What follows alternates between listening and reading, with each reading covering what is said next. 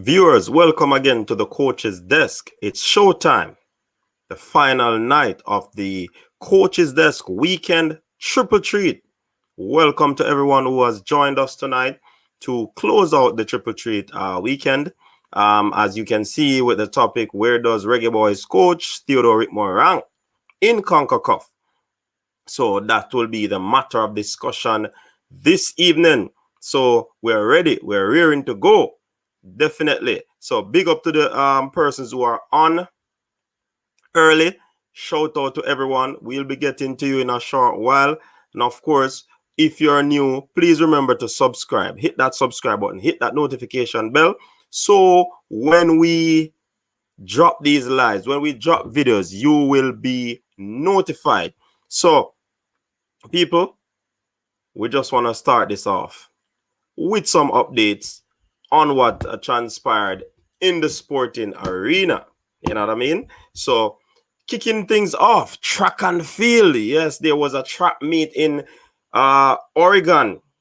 Yes, that's Eugene, Oregon. And one hot favorite going into the Tokyo Olympic Games, Shawnee Miller-Weibo.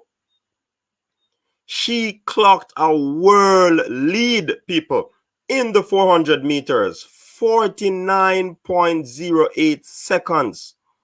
She obliterated the field.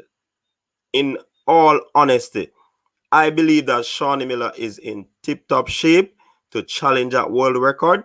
I believe that she is in tip-top shape to sell favorites, both in the 400 meters and the 200 meters, because of course we should know by now that she's also the world leader in the 200 meters as well. She has been putting in some very, very good performance, and we have to say big ups to Shawnee Miller-Weibo. Of course, she's a Caribbean athlete, so we have to highlight her as well. Now, in the field of football, yeah, people, talking about the Carabao Cup, Manchester City. Yes, Manchester City. My noisy neighbors, they would have taken the first trophy of the season. Congratulations to them in a 1-0 victory over Tottenham team, who in recent times sacked their big manager, Jose Mourinho. So they went into that final with an interim coach and they lost 1-0. So that's the situation where the Carabao Cup is concerned. It's City's fourth consecutive hold on the cup. I think that cup is made for them, and they are gunning for the EPL title as well, and of course in the Champions League. So definitely good work there by City. Congratulations to them. They are doing extremely well, and of course coach Pep Guardiola had high praises for Raheem Sterling, even though he did not score, but he had high praises for the England man. So let's jump over to the EPL, people. Yes, Wolves is under some pressure when they were thumped 4-0 by Burnley today. They're under some pressure. So we see that that's a good result for Burnley. And the talk of the town game, Leeds versus Manchester United. It was a sloppy game in my estimation, people. No doubt about that. It was a sloppy game. United missed some chances. Leeds missed some chances. There were talks about this handball situation which VAR overruled. But trust me, it was controversial, but probably wait until the cataract sound comes on, then we can discuss that one. But I mean, it was a stalemate, people. It was a stalemate. It wasn't exciting at all. Some easy chance by United. They didn't have the killer instinct to kill off the game. So definitely, if they want to be champion, they have to put away a team like Leeds. You know what I mean? So Leeds got a point. United got a point. That's how the cookie crumbles. So we don't have much to talk about in regards to that game today. So Aston Villa, who was in contention, people, for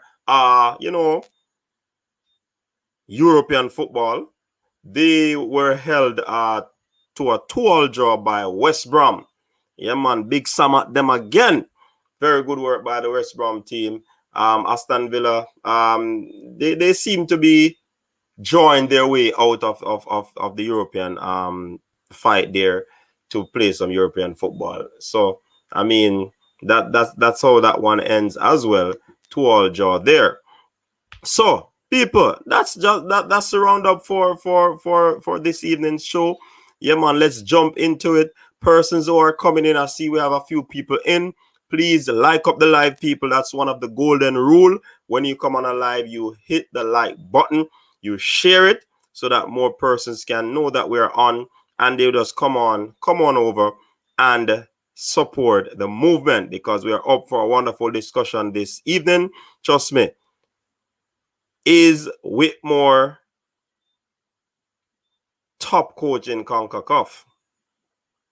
In terms of record, in terms of win record, in terms of where he played, in terms of where he coached. I mean, we're going to check it out, people. Yeah, man. So come with your stuff. Come with the credentials of these coaches. And people, we're going to be looking at the top teams in CONCACAF. So we'll be looking at a Canada.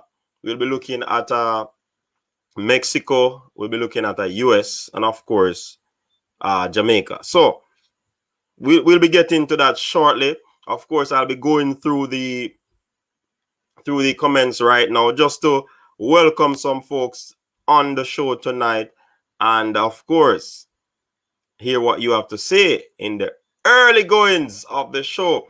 Well, for the past 2 days, the triple treat has been going on. Excellent, people. Thumbs up to you. Thumbs up to you. You have been an awesome audience.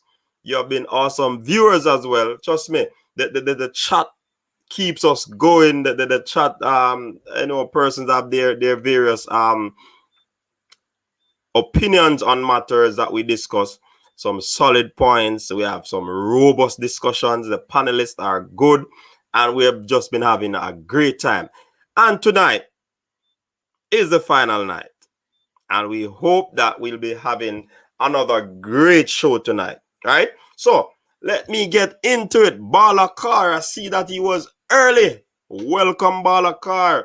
Yanni, what should I'm just gonna say Graham, because is it Yank Knee? All right, I'll just say Graham.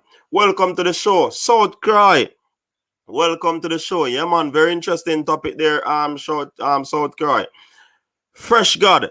Big up yourself. Yeah, man. Welcome. Vincent Cunningham. Respect, Vincent. Respect. Thanks much, man. Thanks a million. Man of God. Welcome to the show. Karoom. Big coach. Yeah, man. Blessed Sunday evening. Yeah, man. Big up yourself, Karoom. Yeah, man. Up to the minute weather. Welcome. Brown Man Security. Yes, people. So we don't have to worry. So when Brown Man in the house, yes, when Raymond Osborne in the house, we ain't have to worry about nothing, people, because we have security. Yeah, man. So Bravo Ridge. Bless up and welcome to the show. Yeah, man. Karoom, your big neighbor MC. How that? Tennessee Lewis, welcome. Jason Ferran, welcome. Sterling and Magic. All right. Oh, I'm talking about Man City. Yeah, man. Sterling, the coach had high praises for Sterling. He said it was a very excellent performance by Sterling, even though he has been going to a patch right now in terms of goal scoring. But his movement, his plays, excellent. And when the coach can speak highly of you, you're doing excellent, even without scoring. You know what I mean? Joey Webb, welcome to the show. Yeah, man. We say the title belongs to Man City. Yeah, man. True. Man, you can't get City again. If we had won this game, it would have changed things, But United never really grab the the bull by the horn there. Top 10. Welcome. The Edwin Allen fanatic. Yeah, man. Big up yourself. Ian in the building. Welcome, Ian, to the show. Raymond. Me not have to worry again. Brownman is in the house, people. Raymond Osborne is in the house. Massive respect to you, Raymond. We don't have to worry. People in the chat, don't worry. Raymond is in the house. Brownman Security is in the house. All right? See you and all. Welcome to the show. Why does Whitmore needs a ranking? What is the criteria, etc.? We're just going to look at it, because, the discussions are going along a line. Persons are saying that Whitmore is, some people are saying Whitmore is no good. He shouldn't be in the job and whatever. So we're just going to compare the records with the other top coaches in CONCACAF to see if Whitmore will be going when he goes up against these persons, if his credential will assist him in playing these people with their credentials. So that's basically what we want to discuss. MPEC TV, welcome. Warren Webster, welcome to the show. Yeah, man. Toronto in the building. Dwayne Morrison, welcome to the show. CJ Elite. Oh, yes, CJ, I left that one out. Oh, should I? Or oh, could I? Definitely. The man is on fire now, people. Jamal Lowe. Look, for the man touch a field for Jamaica and then gone back to Swansea. He has been playing very good. 3 man of the match award, So you know that possibly he's gonna be given the player of the month. You know what I mean? He has been excellent. So Swansea is now in the playoff. It's gonna be a tough playoff with Brentford. I think Bournemouth and another team there. It's gonna be a tough playoff. So Watford and Norwich would have already made their way back into the Premier League. So let's see how the playoff goes. More get Meg and then low score. Dre Webb, Gus Idink, Tata Martino, Tapa. One Jenna, welcome to the show. Jeez, come and send us jump a while ago. Let me see what's happening here. I want to catch it back. All right. So Karum, the Leeds do not know. Do that to you. They press, hustle you, constant. I love Marcelo Bielsa's speed and aggression. Yeah, man. Trust me. Leeds a high pressing team. Then I give you no space on the ball. Darnell Harris, welcome to the show. Muta White, welcome to the show. Next year, EPL title will be closer between Man C, Man U, Chelsea, Liverpool, and maybe Gunners. Maybe Gunners. Gunners are tush, man. You said coach, not country. I don't get that, J Web. Yeah, Fresh God is saying that people get the likes up. Muta White Gunners. Welcome, J Ross. Wayne Carnegie, welcome to the show. Monk Street and a Punk Street. Yeah, man. Darnell Harris said another classic discussion. Looking forward to be educated and the operational aspect of the discipline. Big up yourself. Nati Congo, welcome to the show. Yeah, man. Yes, that's what we do. That's what we try to do. South Croy, we are one of the better teams in CONCACAF, but I am not satisfied. We need to improve greatly. Michael Allison, 1087 in Florida, 4x1, turn up. Yeah, man. Yeah, it was done yesterday, Michael, and we spoke about that. Not only that, she ran sub 10 twice. 10.98 in the heats and 10.87 in the finals. Very good run. Joshua in the building. Yes, Joshua, you have to jump on the panel tonight, Joshua. Joshua, we're going to be talking about your coach, Greg. So you have to jump on the panel tonight, Joshua. Marquino Ferran, welcome to the show. Nat Stewie, welcome to the show. Jeremy and Mitchell, welcome to the show. Francine Coleman, welcome to the show. Yeah, man, cheering. Big cheerleader. Brownman said, low score today. Yeah, man. Roshan Tomlinson, welcome to the show. Luan Bailey, the on farm, of course. Man, never deal with it. Yeah, man. Jama Kokoti, welcome to the show, my brother. Big up yourself. Don't know. Digital Home Tech, welcome to the show. Let me hear what Karuma said now. Biggest coach in CONCACAF is Gus Hiddink in terms of prestige and record, but big the question how him will fit in the category because him just start coaching Curacao. Him not reaching our category, Karum. You notice me highlight the top teams. Canada, US, Jamaica, and Mexico. Them team that we are talking about. Gus Hiddink a big coach, we know that. But him not have a top team in CONCACAF right now. He's a top coach, but he's without a top team. All right, so let us get that straight. Gilfy Timol, welcome to the show. Why you deal with ranking Tapper? Tapper no go nowhere. Hey, me now read the comment then, Gilfy. Gilfy. Hashtag support Tapper. That way I say. Paul Marriott, welcome to the show. Love what you're doing on the program, especially with the wealth of knowledge and the panel provides. Yeah, man, big up. I mean, you were J-Ross saying, Tapper is not the best, not even close. The sooner we accept that, the better, all right? Yes, Joshua, we need you to jump on, man. We are talking about US tonight, you know. So you need to jump on. People, for those who don't know, Joshua Simmons is one of our friends over there in US. Yeah, man. Him are the US spy, we call him. So him come on the live to listen what we're talking about, the Reggae Boyz. If you get some inside people, if you go tell about the coach. So tonight we are talking about the coach, and we want Joshua to jump on because we want Joshua tell us about his coach so we can get some insight. That's fair enough, though. Yeah, man. Kevin Reed, welcome to the show. Bless up yourself.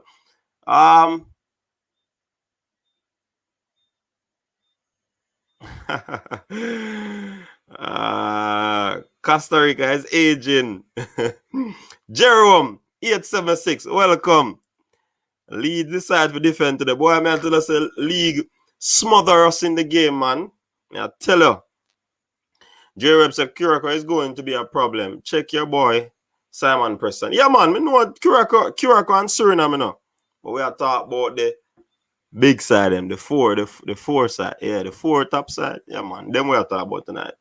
Joshua needs to jump on the panel. Yes, Kirk Williams, that me set up. Welcome to the show. Chavis in the building. Welcome. Y'all crack me up with that American spy. Yeah, man, I hear your name. That is that Joshua. But you know that we don't mean anything, you know, personal. It's just a name that you get on the show. You know what I mean? How you see we're doing with the 4132? We probably can look into that. Hey, South Korea, you know, easy, you know. And a man I say, Travis, I say United not good. Why would I say the same thing? Today them never play good because if you get so much chance against Leeds, and I guess them score all of the goals in the first round. You know what I mean? So Jamal Lowe, Leon Moore, Ethan Pinnock, Ivan Toney, they are all fighting for the one spot left in the Premier League through the playoffs. Yeah, man. It's gonna be a big playoff. Yeah, man. What dream? Welcome. Where's the Joshua CIA area, man? Patrick Riley, welcome. Up to the minute. Joshua is from the FBI, you see me? Joshua, you need to jump on. You need to jump on. So, Fresh God and Raymond, and talk to me. What should we do? Travis, should we drop the link now? Or should we wait until we reach 100 views? And how many likes? Talk to me. Yeah, man. We're up for a good discussion. Let me see what somebody said about where does Reggae Boyz coach Theodore Whitmore ranking CONCACAF. Yeah, man, that we have a talk about. All right. I'm good with the content. All right, somebody send a message here. Let me see. Hey, all right, 50 likes before we drop the link, people. 50 likes. Fresh God said 50 likes. And he said it's too early. True, you know, normally we do. Where are the people? Show your comments in the comment section, people. All right, let me see. Let me roll back a little bit. All right, top 10 says Swansea wants to qualify mostly. Why is that top 10? But we got Gaza. Welcome to the show. Warren Webster said John Herdman is a great coach. Revived the women's program and now running men's program. But as a born Jamaican, I can see all four teams represented at the World Cup. All right, we can say, yeah, man, because we are go through them credential and all of that and them win ratio and all of that now. So, yeah, man, we're up for that tonight. Where's the Joshua? Yeah, ask the question about them know. Yeah, man, why you Joshua on the panel? Raymond said too early, so we work with that. We can be giving people top jobs in any strata of the society who are not qualified. All right. Fresh God, I said early to add Patrick Riley. I don't think anybody is advocate for getting rid of him now. However, needs a lot of help. Yeah. I'm not saying that we should get rid of. Well, I guess that's what J. Ross is saying. Because to get rid of Taffa now, it's going to be catastrophe.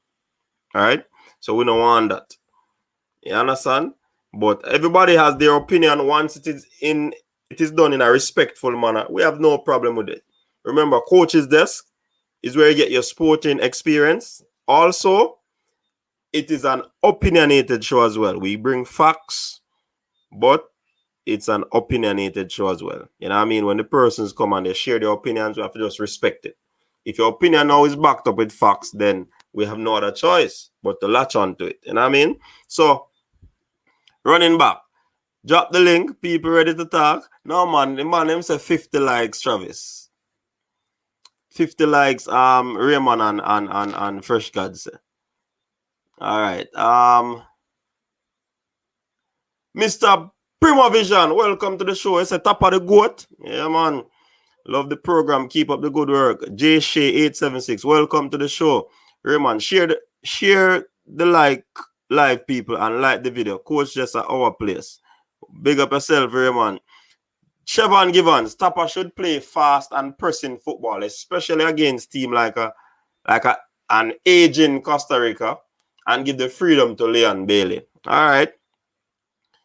Joshua Simmons, Travis, a big you up, you know. Phil Jones, welcome to the show. Phil Jones is not the Manchester United Phil Jones people. For those who will ask, yeah, man. Man, you should have tried to get 3 points today, cause now win the next match. Boy, I may tell you, true enough, Phil Jones.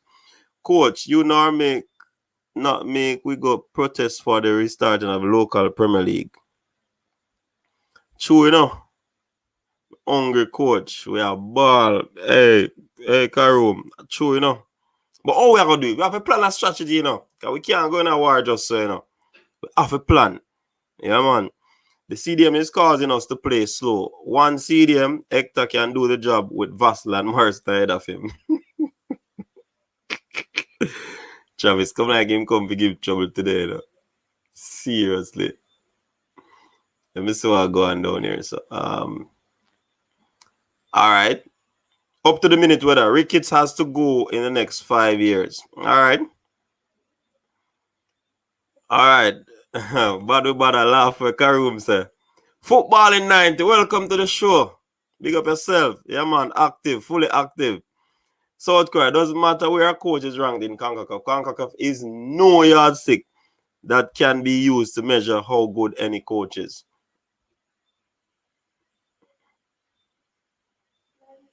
I hear that, South Korea. I hear that. Why you come on the panel tonight? Up to the minute. We need to do like Arsenal and go out there saying we want Ricketts out after World Cup 2022. All right. Junior Deslandes, welcome to the show. Tapa just need a good number 2. May I agree with that, you know. Teamwork make the dream work. Of course. If Jamal don't make it, hope he get a team by him in the Premier League with his form. Yeah, true. Boy, a tight battle between them and Brentford still, you know. Trust me. It's gonna be hot. Playoff are gonna be hot. Doreen Brown, welcome to the show. All right. Doreen is saying she's from Denver, Colorado. Listen, welcome, Doreen. Appreciate you stopping by. Big up yourself. Bad with bad. Is shouting up Raymond. Hey, comment. All right. Find it back. So Fresh God is saying, yeah, man, we need the RSPL back, you know, free up the National League. But hey, Virgin, we in end of April now. You think any league can play now at this juncture? Would I really love to see some baller playing, but really and truly, realistically, can it be played? Yeah, man. Think about it. Tapa seemed to be quite popular among the players. He seemed to be the players' coach. But that's my opinion. He needs someone tactical on his coaching team.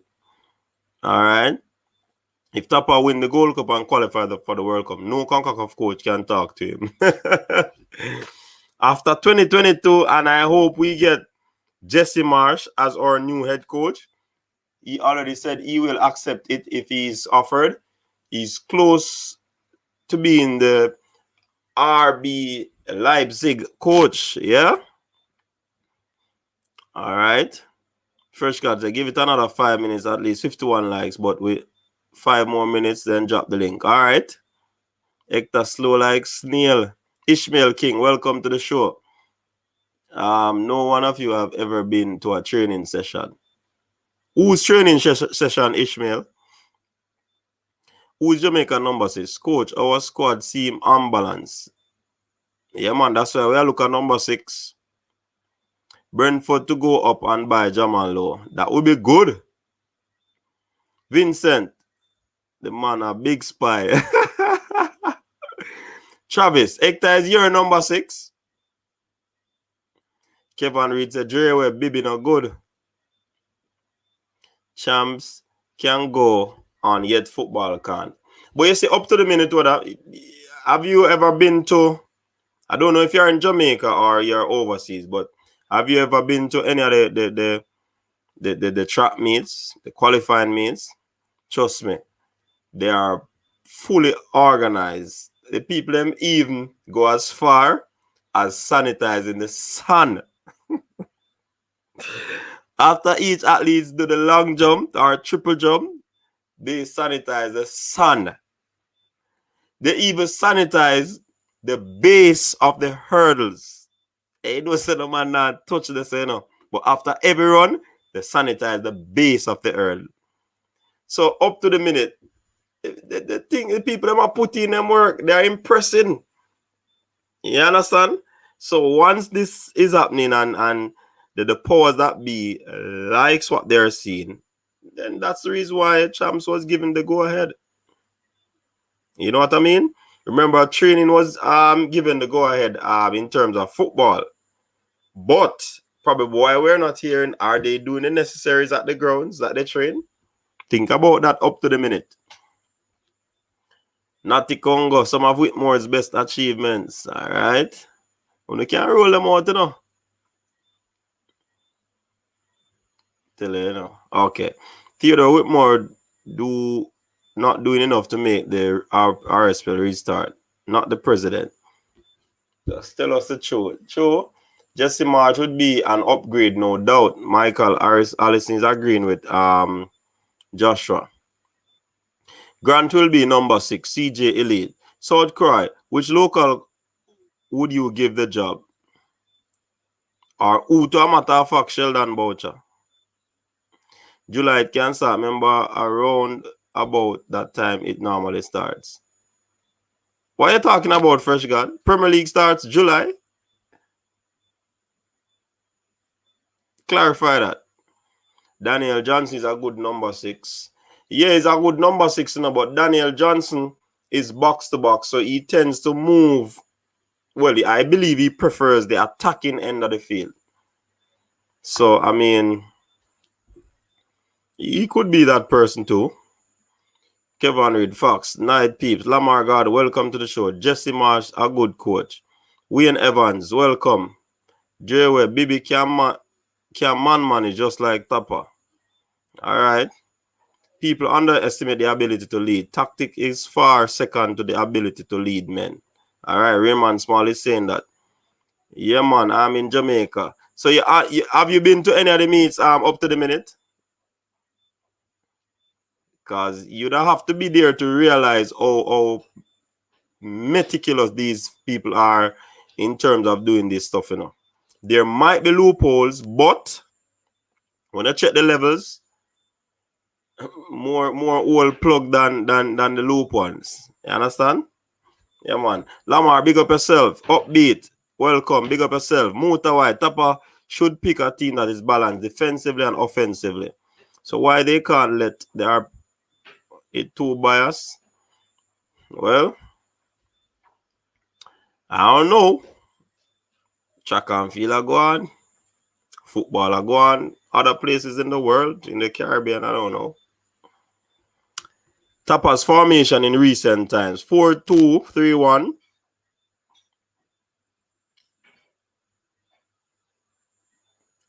4-1-4-1 and 4-4-1-1. Really don't think he will try 4-3-3. Let us see, Ian. Let us see. As was said last time, the 4-3-3, it's a formation that you have to be very disciplined, especially the wide players, because most of the plays go through these wide men. Am I the only one realizing English clubs no longer buy directly from RSPL? I said since Bibi, Jesse Marsh is the best US coach in Europe or USA. All right. Chris Smith, welcome. CJ, DJ is number 8. Yeah, me feel so to CJ. Johnny Paul, welcome. Renver Baker, welcome to the show. The league would normally start July or September for every new season. July preseason and league September. Okay. So then would I do an early start for next season? The problem, I think, if JFF can't give Tapa more money, who is going to come on now? Unless someone with the bag supports the team or some great sponsors. They need to do well in upcoming friendlies. We hope so, and we hope we have those friendlies. The question, who should get the job, is redundant, coach. What does that have to do with the fact Tapa is a coach? It is not redundant, brethren. If you want to get rid of someone that you believe is not suitable for the position, you have to have a suitable replacement, because you can't cut off the hand and expect to be fed. So who are you going to use to replace it? So if you get rid of a man, you must have a suggestion for who replace him, because anybody now coming at the job. First thing, no money is there according to them to pay an overseas coach. And you see, US team is using a former player. And a lot more teams are using former players. Jamaica is using a former player. So, I mean, why are we so hard on Tapa, man?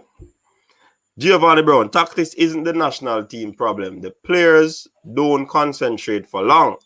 So when you're saying that to me now, not Giovanni Brown, you're telling me that they need a fitness coach or they need a psychologist, because if they don't concentrate for long, that simply means they are not fit enough. And I believe that these players are fit, because they would have to do an amount of fitness work before their season to go back into the team in shape. So probably you need to look into that one in terms of concentration. Premier League always starts in September. Our league. So far that run, man. Alright. League was scheduled to start February, then March. Now it done and it never start. Bertram, welcome to the show. One of our panelists. Are the athletes in a bubble? If not, how can they assure their safety? Very, very, very good point there. Richard Samuels, Liverpool, welcome to the show. You see, you draw, me draw, so we're not gonna talk. That's why I never want to get overly excited with you dropping points, you know. You see? So alright, so Paul Marriott. There's no reason why the following hierarchy in Jamaica, the MOH, and other entities and stakeholders should not be greenlighting the RSPL when it's being done in other national leagues. But they might be seeing something that you are not seeing, Paul, because they have personnels going around, to check. Because like I said, when you're at the track meets, they have their persons who come around from the Ministry of Health. Sometimes you don't know, and they move around, take their notes, however they take their notes, and they make their assessment. So once it is done in order at these track and field, various track and field meets, I believe that's the reason why things have continued, because they are pleased with what is happening. They have given the green light for footballers to start training, our clubs to start training. What if they pass by and they are not readily impressed with what is happening at these training sessions? The mechanisms that are supposed to be set up are not in place. So don't get ahead of ourselves and try to bash the powers that be. But we need to get the information. You understand? Yeah, yes, Giovanni Brown. Them sanitize the sun after every jump. Patrick Riley, Jamaica need to play more high pressing football this Gold Cup. Linking fans of football, welcome. Shedrack, you're early yesterday and late today. Welcome, man. Big up yourself. We have not replaced our number 6 in the national program from Peter Cargill retired. That is 100% facts. Karoom. Christopher Mackenzie, what's your lineup for 4-3-3? 4-3-3. You can look into that, Yeah, this time around, because it was stopped by COVID and they wanted to get it restarted. Yeah. You can drop the link. You have over 100 people. Like and share, people. All right. So I'm just going to read these few comments and then I drop the link. Daniel Moody. What Waterboy doing now? Is it Walter Boy you're talking? I think he was involved in some coaching thing, Not sure if he's coaching at the moment. All right. Can they play Morris and DJ in the 6? You never rate Austin. Karum, real talk, but you never rate Austin. Sheldon Boucher, South Korea, can you do better than what Tapa is doing? We need Leeds United fitness remedy. His replacement is one argument code. The fact that Tapa is not up to the job is with the other discussion. No, but I'm saying if you want to replace him or he's not up to par, you should have a replacement. I think we have covered the not up to par section of it already. It's no time, because every time you come on, you beat him. So we have established that you believe that he's not up to par. So who do you bring now as replacement? So we would have passed that section. We're over now to replacement. We need to play a pressing game with the 4-2-3-1. So the forward lead the pressing. Hey, but Revno, I saw that in the early exchange of the Jamaica versus US game, They did that, but because I guess the players weren't up to par, there weren't any person in the midfield controlling the game. Things got out of control. US settled, starting to move the ball, and then it does break down from there. Some of the schoolboy football coach is better than Tapa tactically. Chevron Givens, that might be true, but you have some coaches that can only coach at the schoolboy football level, which is the youth level. Give some of them some senior players to work with. They can't manage. And that's the truth of the situation. We love foreign coach too much. Simmons was the only successful one. Romy and Bennett, welcome. It's a gunner in the house. Devon, welcome. Devon Smith.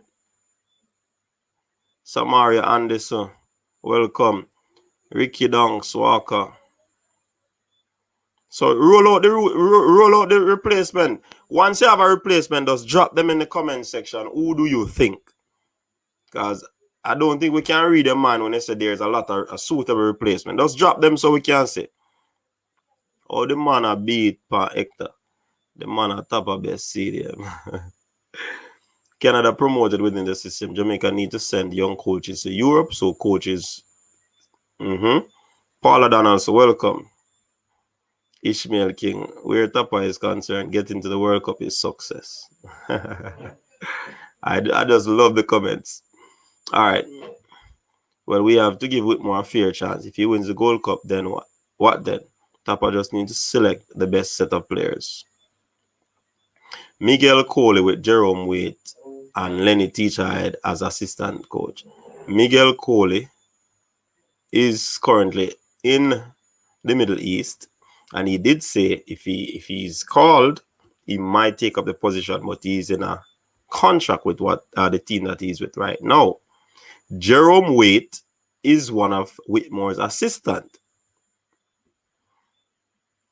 So if you have the Jerome Waite there, I don't know.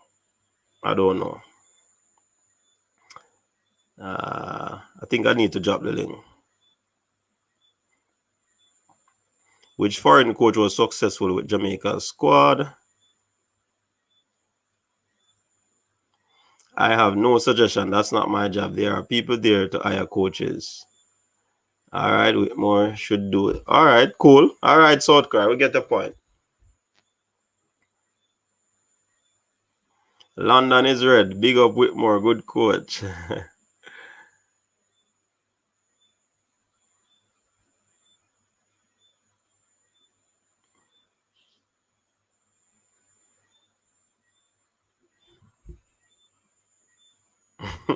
It's a digital home tech. Schoolboy coaches are amateur coaches.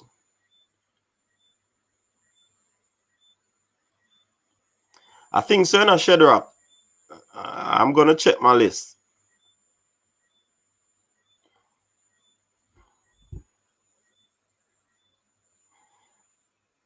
All right. Link time, on say.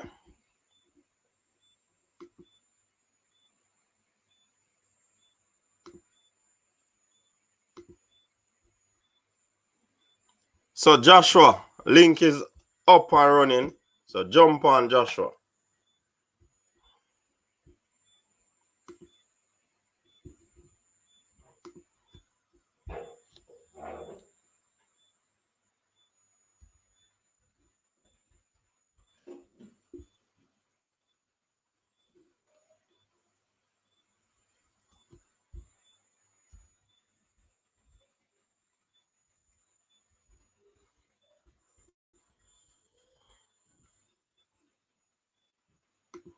All right. So, let us look at, until persons jump on,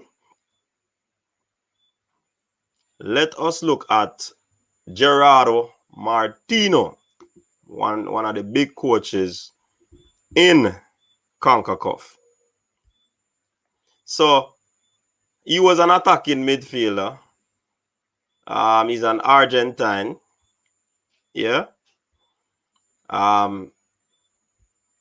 Played for Newell's Old Boys. Yeah, man. And he played for Barcelona as well. That's two of the clubs that I've mentioned. No, he would have played for other clubs, but he played 2 under-20 games for Argentina and 1 for the senior team. Yeah? So he would not have gone to a World Cup. Not many games for the national team. Now, when you look at the teams that he has managed, he started managing in 1998. So he'd have managed a whole lot of teams. Notable: Paraguay, Barcelona, Argentina, Atlanta United. And now he's at Mexico. Yeah, man.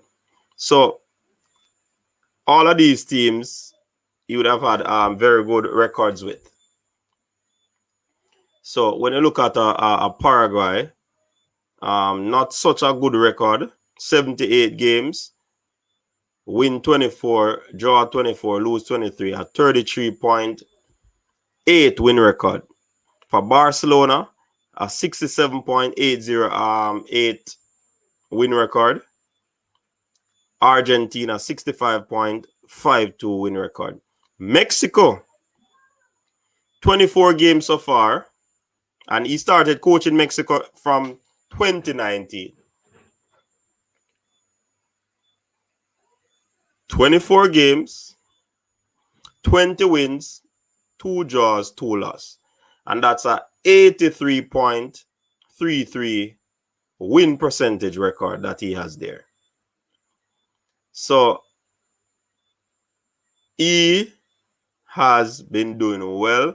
He won MLS Cup, Copa America runner-up, Copa del Rey runner-up, Super Copa de España title, Argentina Premier Division final. So he would have had a whole lot of and he won the Gold Cup in 2019. So this man, a big coach. Won Coach of the Year in 2007. MLS Coach of the Year 2018. So this man would have done a lot where football is concerned. You understand? So, I mean, Martino, Gerardo, hands down, is a big coach. You understand? Very, very good coach.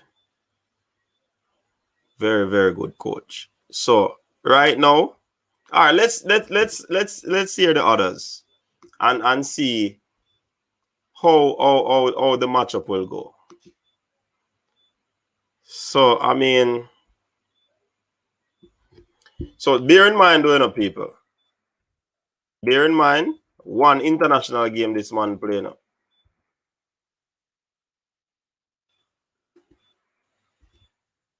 One international game.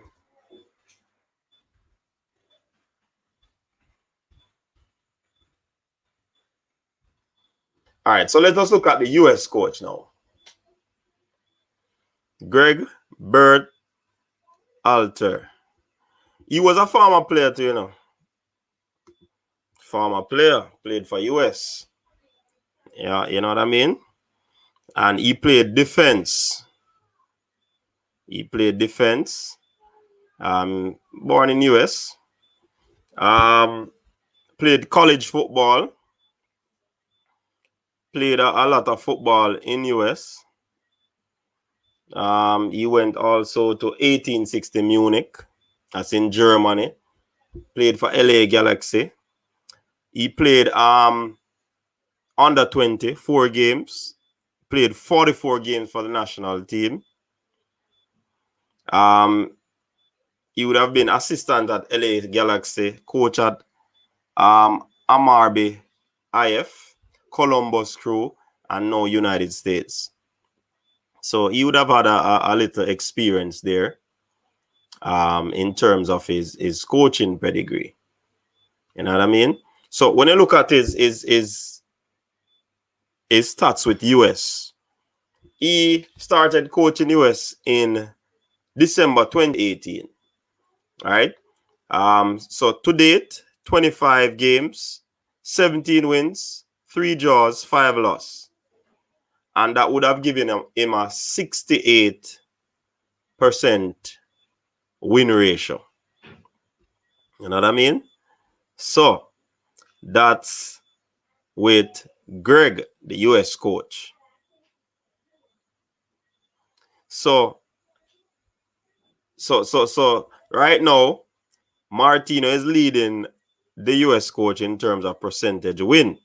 Now, many probably go through and say, you probably need to find out the games that he played and all of that.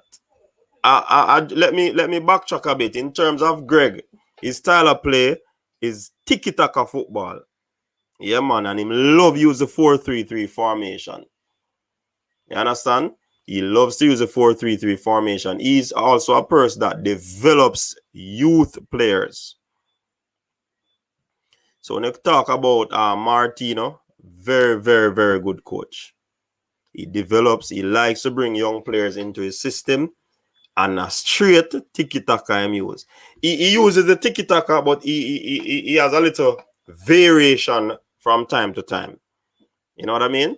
So big bad coach. This US coach, possession type of football. As a defender, he believes in having a very strong defensive unit. You know what I mean? All right, so next on the block, the Canadian coach. What's his name again? John Herdman, right? Correct me if I'm wrong, people, but we have it in front of us. I think it's John Herdman.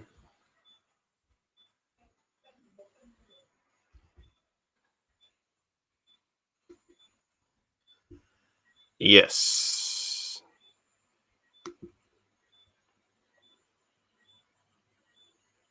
Yes, that's him. John Herdman. Yeah, man.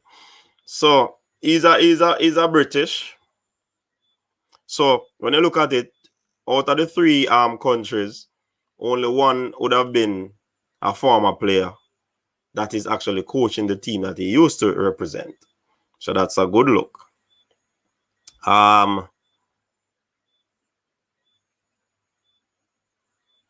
Herdman started coaching when? No, yeah. In 2000 and up until 2001, he has been at the Sunderland Academy, working with them. He did an excellent job with the New Zealand women's team. Excellent job. And also he transferred that to the Canadian women's team as well. Anybody who watch women's football know that Canada team is a hot team when it comes on to women's football. And he transitioned into coaching the men's team now. So he took up that position quite recently. 18 games so far, 14 wins, no draws, and 4 losses. Win percentage 77.78.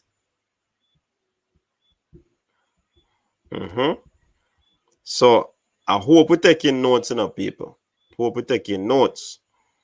So he has been working with women mostly. Then he transitioned into the men.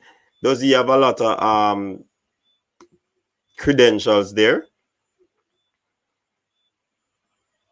Yeah, man. Let us hear. All right. So the man at the moment is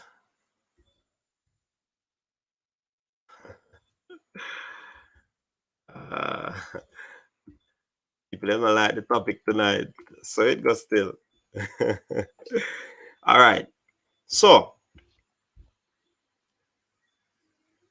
Whitmore, most of you all know that Whitmore is a midfielder, Jamaican born. Yeah. So youth career started at the Montego Bay Boys Club. All right. So senior team, he played for a lot of teams, A lot of teams Whitmore played for, Seba included. So he played for Cape Town Spurs, Violet Kickers, Seba, Hull City. He played several games for Hull City. Almost 100 games he played for Hull City. Livingston, 3 games, a short stint there. He also played for Tranmere Rovers. And then his managerial career started 2006 when he started to coach Seba. He got the Jamaican 2007 interim coach, then assistant coach, then interim coach again, and he got the Jamaican coaching job, head coach. Then he left, got back the job as the under 20 coach, and then he's now back in the position. So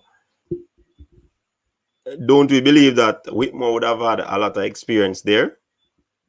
All right. So Whitmore would have had a 50% percentage win. 50% win. You know what I mean? And some of his achievement would have been winning the Caribbean Cup as assistant 98, 05, 08, and as manager in 2010. 99, he won a JFF Champions Cup. Yeah, man, and big thing for him to date would have been a runner-up in Gold Cup 2017. So, after I've been babbling for so long, what say you? What say you? Come on, people. We're not shy today. People, them shy. Joshua, run in, Joshua. Come on, Joshua. You were waiting for to talk about Greg. People keep mentioning Gus Hiddink. We know that Gus Hiddink is a big coach, but at the moment he's not coaching a big team. When we start and we see Cure transform into a good ball playing team, winning games and all of that. But we know that Gus Hiddink is a big coach. You understand? All right. So I'm here. Can't wait to hear from everyone. All right. Michael, probably have to go jump on. Tata Martino won my team at MLS Cup. Yeah. All right. Tapa will have all his haters eating out of his hands soon and very soon. Remember me tell you. All right. London is red. People need to know you have to follow before you can lead. All right. Raymond Small said Whitmore resume 2014 got us to the X. 2017 Gold Cup final with local based team. 2017. Was it a full local based team, Raymond? 2017 Gold Cup semi. Top 50 ranking. All right. Which coach has gained any points with Jamaica team at the Azteca Stadium? I think. All right. Warren Porter, Messi never just start play good enough. Pepe never always a winning enough. All right. The biggest problem with our local players, you would work with them in training on a system, but as soon as them take the field and hear the crowd, them start playing for them and forget what they. All right. So Joshua is saying Greg has a son playing in MLS as well. I study all the coach here in JA. Watch team in RSPL and Manning Cup. You got some, as you say, it's true, good at schoolboy level, but not a Premier League level. Yeah, man, that is without saying. The US is ranked higher than Jamaica. Yes. Mexico is ranked higher than Jamaica as well. I respect what Tapa is doing right now, but I personally think he needs more international experience. Love you all. Have high regards for Jamaican team. Please remember them qualifying time. Comes with always struggle to beat Panama. It's a cocotte. Gerald, Martinez is a coach with vision. All national team play the same system and style of the senior team, building a national identity. That is our problem. No identity. And that's a very solid point there, Karoom. Because the US as an identity, the Canadian system seems to be working for them as well. And then you have the Mexican system. Very good system. And with this coach, it has improved the system. You understand? So we really don't have a system in Jamaica. We don't play a brand of football. I think when Rene Simões was here, we were playing sort of a Brazilian type of ball game. Slow down the game, taking control of the middle, making a lot of passes, putting passes together, and then utilizing the individual skills and brilliance. I mean, he also coached, all right. But may I tell you, Miguel Cole is the realest coach here alongside Jerome Waite. But Ricky Dunks, Jerome Waite is in the national program. So whatever is happening, the assistant has a say in it as well. So he's in the program already. He's Tapper's chief assistant right now. Tapper is a good coach. Give the man the backroom staff, and you will see how good he is. Of course, let me tell you, see the top managers them in England, because a lot of us watch English Premier League. They have a good backroom staff. These men unpick their backroom staff, and some of them have a team that work along with them. So any club they move to, if you're firing them, the entire staff is going. So they would have developed a chemistry and understanding of how they operate, and they work together throughout. So, I mean, if we want Whitmore to do well and we're not giving him the resources, then we'll be fooling ourselves. The whole Reggae Boyz squad is a new look still, not yet in progress. Tapper have to identify the team weakness all over again, and how long will it take him to know how to get the best out of the team. Now, that is going to prove how good he is now, Chevon. You understand? So he has to be doing a lot of work, a lot of video analysis and all of that. How these players play, how they play together, their strengths and weaknesses and all of that. So he has to be doing a lot of research in order to find out how these new players that he will be getting operate.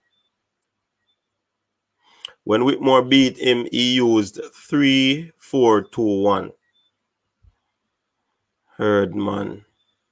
Yes. Peter Cargill never wear 6. He wear number 7. No, Jerome Brumfield. I don't think it's not about the number that the person wear. It's the position that person was referring to. First, got to look at nobody now. Come on, man. They look at them not so hot on a topic, yeah. Use and abuse of statistics. Let's say Michael Allison. Could be. Canada program scare me. They are building a team from the base. They have a lot of youngsters coming through. Likewise, the US team to Karoom. They have a lot of youngsters coming in as well.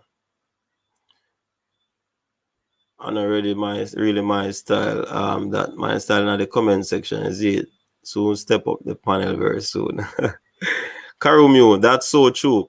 From under 14 come right up to play the same system. So when them reach big team, they're ready.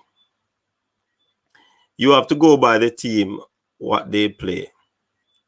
Tapper is the right coach in this moment. Well said. I can bet there's not much people in here, no violet kickers.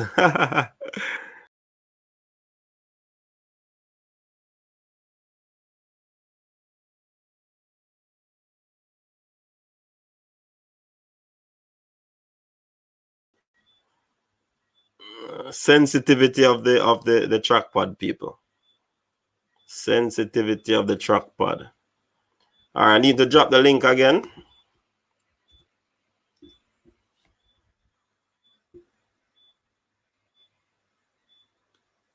All right, trying to go to the comment. Any region where the USA is big team in football, the teams below that must be mediocre, to say the least. So South Cry, since Jamaica is below US, can we just pack up and go? Is that what you're saying? No World Cup?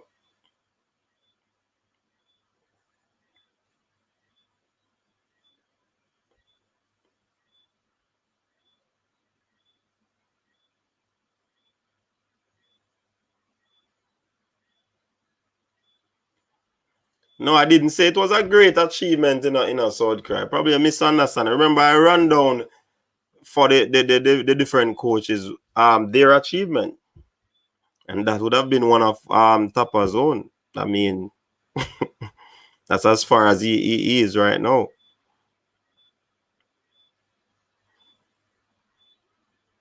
Club football, no international, but only for big money. And out of all of those coaches that we mentioned, Tapa would have gone to the World Cup, people. And Tapa would have scored 2 goals at the World Cup, people. How many players in history can boast of that? Yeah, man, me drop the link again, man. No, it's not limited. Well, if you think it is limited to 4 coaches and you come and talk about the others, them, no problem. We're not sure what other persons are saying.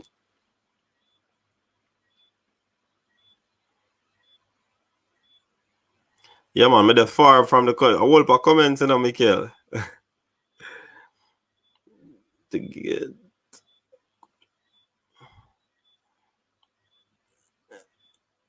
The link is back in the comment.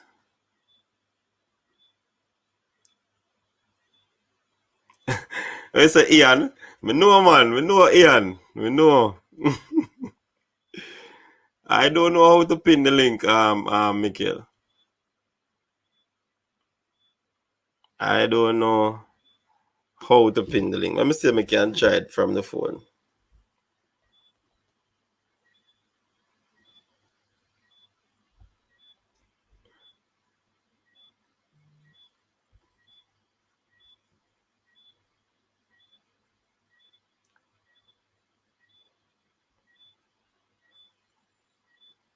Okay.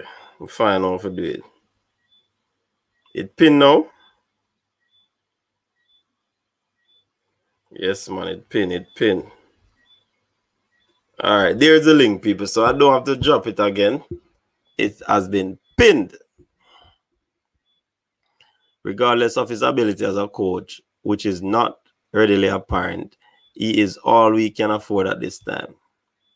Yeah, Bertram. And when you look at it, a lot of people are saying that we should get rid of him. But you have sometimes people can identify the issue, but they cannot identify a solution. And if you are going to identify the issue, then definitely come up with solutions. Yeah, man. See me pin it there now. All right. So those persons who are interested in jumping on, you're free to do so. Norton Morris, Ivan Tony, and them soon coming. Just watch.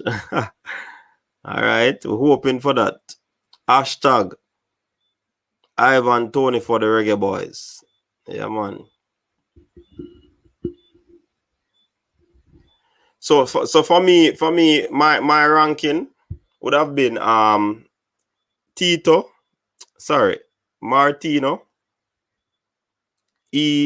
I would have him as the number 1 of all the coaches right now. Persons speak about Gus Hiddink, but Gus Hiddink just took over that team and we have not seen anything from him as yet. You understand? So Tito for me, the US coach second, that's Greg, and then Whitmore and Herdman will be actually battling for the 3rd place there. So anybody get 3rd, you know the next man I get 4th. You understand? So that's how you're backstage. No, sir. Try again, man. I don't see anybody come up. I've not seen anybody come up. Nobody is backstage. So try again. Tapa has a wide range of experience and exposure at the international level. Definitely. No, man, I said those who waiting too long will not get in. All right. What about the Costa Rican coach? What's his name? Can Jeffrey Maxwell help? Digital home tech. That's a good question, you know. I'm not sure. If all the people who is saying that the current Jamaican coach is not good, why don't they go and get their coaching license and apply for the job? They could have managed the pressure, Devon. Couldn't. Ivan Tony 25. He won't get much game time in England.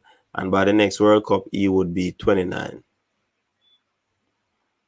Jeffrey Maxwell is a good coach. Yeah, Jeffrey Maxwell.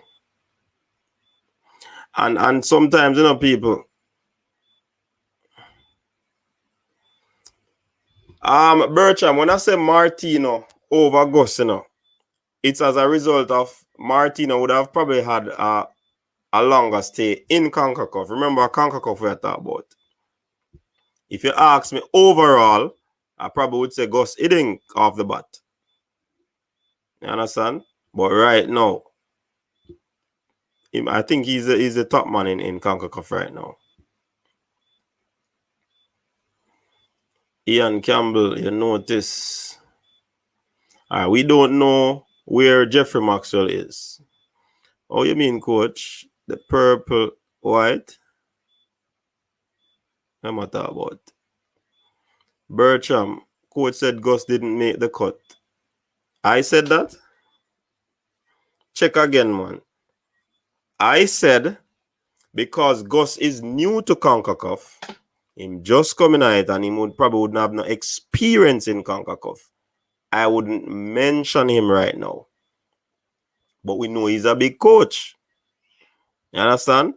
But if persons want to talk about him, and I did say Gus is a big coach, but does he have a big team?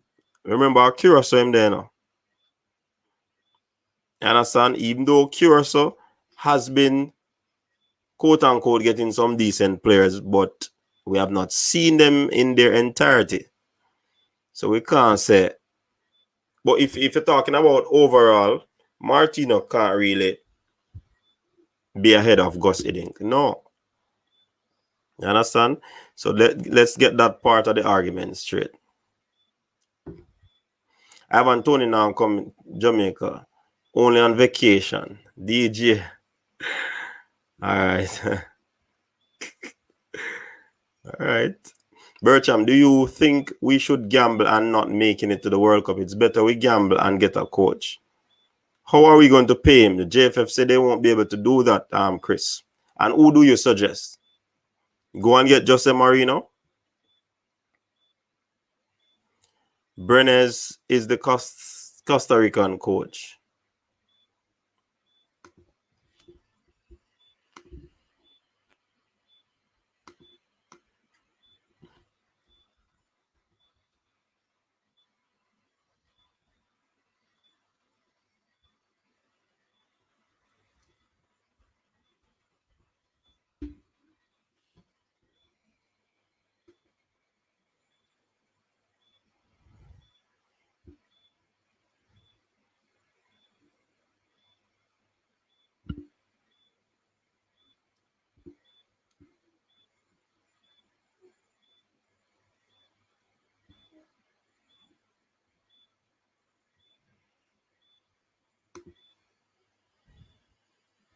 All right, coach, on the back room for the chatting join, it's showing black screen. Really? I don't know what's going on. Probably that's why the people them can't come on.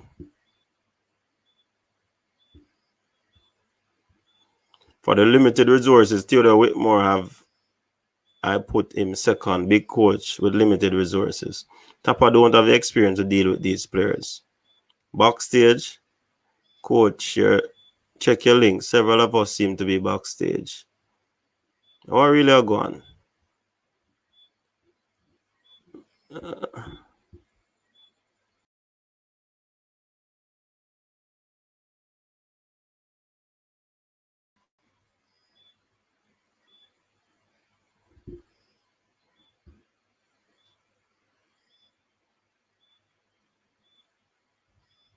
Reboot. Me have to go end the live.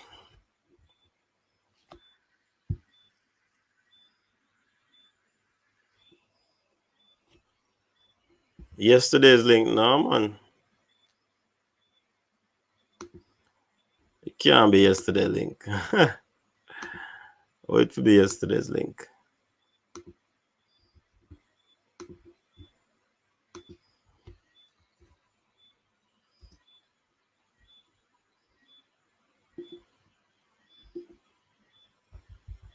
All right, see the new link drop there. Let me tell me what's happening. Click on it and tell me what's happening.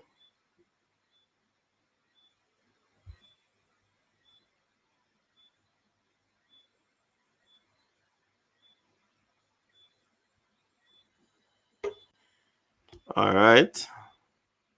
It'll work now. All right, it'll work now. Whole heap of people are rolling now. Michael, welcome.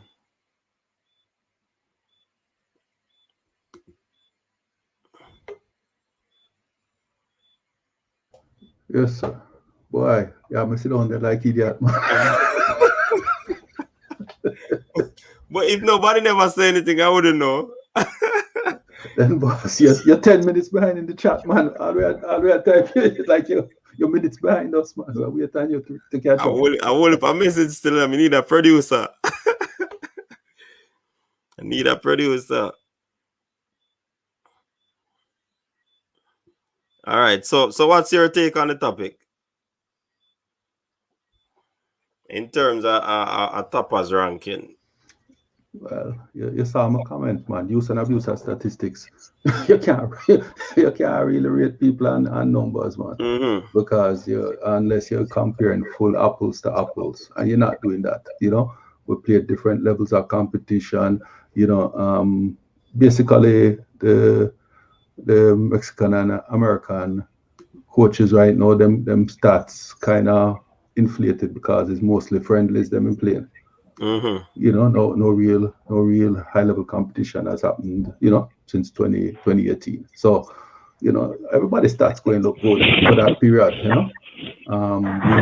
we don't have the ability to put best teams on for most of our what do you call them, our friendly games. So, Tapa is going to hit 50-50. He may get that. He may get that team. He may not get that team, and that's how it always is with him. The Americans and the Mexicans tend to have more of a strategy to play in their friendly games, and they have, like we said earlier, the better structures in place to have players coming through. So for the most part, they can always drop into them Olympic, because they have the Olympic programs going, they have the World Cup programs going, they have, all those different programs. So they have a wider, sort of pool of players ready to play. We pull together a squad for a game or for a tournament. And that's what is, our problem right now. Yeah, man. So we have Joshua in the building. We have football in 90. We have Marquino Ferran. Who else, Mr. Dwayne? Welcome to the set. So football in 90. You want to hear from me now? Yeah, man, I'm giving thanks. We're just focused on slowly the point with Tapa, I believe he's, as I said, the best coach for us, in this moment. Heading into a crucial fixture where the Gold Cup and the World Cup qualifiers is concerned. We're looking at a coach who, as I said, have the experience at the international level that will do us well. And he will now have to bring on board or put together a committee if he hasn't already put that committee together of past players, just to have an insight with our new set of talents that are now, seen showcasing the likes of Lamar Walker, the Terry McGee. But get these past players involved, because as I said, experience is and you want these players to have a mindset, having that mindset going into these social games. So what I expect the golfer to pick up strong team going into these qualifiers. I would have had the opportunity to sit in a forum with him while he would have explained some crucial points going into these tournaments, and I'm really impressed. So it is just for him now to implement the right things, and as you said, having the right support system, the technical team. I think they probably need a little bit of shifting, but let's see what happens going forward. All right, well said. Joshua, come out the hiding. People, we have Joshua on the panel. Welcome, Joshua. What's going on? What's up? We're here. What say you? Okay, so that was my question though. Okay, I saw somebody put the Berhalter fourth, right? Somebody put Berhalter fourth. Somebody put Berhalter fourth on their list of CONCACAF coaches. Right. I have a problem with that. Talk to us then, no? Because look, Berhalter is one of those coaches to where he adapts during games. And you see a lot of the other CONCACAF teams, like, for example, Curacao, right? They usually are ahead with whoever they play, except for, like, Mexico and U.S. And they never adapt. Like, Tata Martino, I used to be a Atlanta United fan. Well, I still am. I'm still a Atlanta United fan, of course. But we had Tata, and he used to be we used to dominate games. But when we start losing, his adapt. Like, we used to MLS Cup 2018. We were in like mid during the game. I mean, we wasn't doing too well. We wasn't, and then he adapts. That's how you know you're a good coach. You got to be able to adapt. And a lot of other CONCACAF coaches, I don't see them adapting. Like the Canadian coach, what's his name? John Herman. He lost to us when we had Aaron Long, no Christian Pulisic. They don't adapt. And I think a lot of people look at what you are as a coach for what you are like when you're going well. But no one questions about how you are as a coach when you're adapting during games. All right. Because when we played against Curacao in the Gold Cup, they kept trying to play the same way. They never tried to adapt. So although I do think he's a good coach, and I would say he's probably I'll put him behind Berhalter. But Herman is the last for me. He doesn't adapt during games. I keep seeing him, but anytime he play, they're always ahead and they never adapt. I never see them change their tactics. So you believe the Mexico coach is ahead of your Greg? Oh, I agree with that. I definitely do. Honestly, Berhalter is not that good of a coach. I just don't think all the other CONCACAF coaches are we don't got no really good coach. Like he's Tata Martino. He is like the most prestigious coach in CONCACAF right now, as far as what he does and what he has done. But remember, Gus Hiddink is in here too. Tata coached at Barcelona. Yeah, man.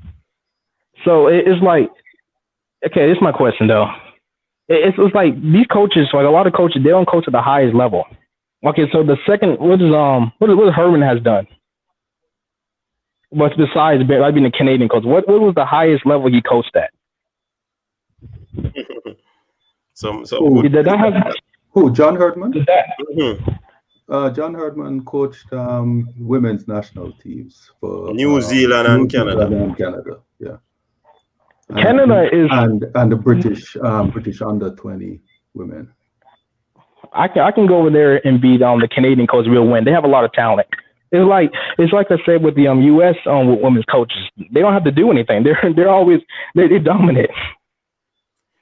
So Joshua, essentially what you're saying, Bells, what's the pronunciation? The point I'm trying to say is that a lot of these coaches that we rate higher. No man, you made a comment a while ago about Greg, right? So I'm wondering are you saying that you said that he's not one of the best coach, and likewise some of our Jamaicans are saying that Whitmore is not one of the best coaches, and some are even going as far and saying that he should go. Are you gonna step out on that limb and say that Greg needs to go as well at this time of the season? No, but here's the problem with Berhalter though. He makes like pre-game decisions when his lineup. That bugs me the most. Like Sebastian Leggett, I think he started against y'all. No, he didn't. I don't think he did. But he plays in MLS. He's a decent player. He's not that bad. But we will start him over like guys who were playing in Europe. and it doesn't make any sense. We'll start like Reggie Cannon at right back. He plays at Boa Vista. He's a decent player. But then you have Anthony Robertson from Fulham on the bench. Okay. So he knows like he basically though my problem with him is that he's not that good of a coach, but he's good at the coaches where he's comparing to who we're trying to compare him to. But the problem is his pregame he adapts a lot because his pregame decisions aren't good.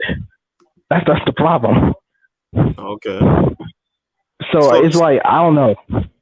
It depends. It's like if you compare him to Herdman, yeah, he's better than Herdman. But I'm not sure he's better than a coach like Carousel though, as far as like overall for what they are to coach. But I know Berhard, I've seen him adapt, so I rate him high right now. But I wouldn't mind taking him though. So is he better than the Jamaican coach in your estimation? I mean, to be honest with you, I'm just not starting to follow Jamaica, so I'm not sure. I haven't seen enough games of him yet to say he's better. But if I want to be the delusional, American, like, yeah, we're America, so yeah, he's better.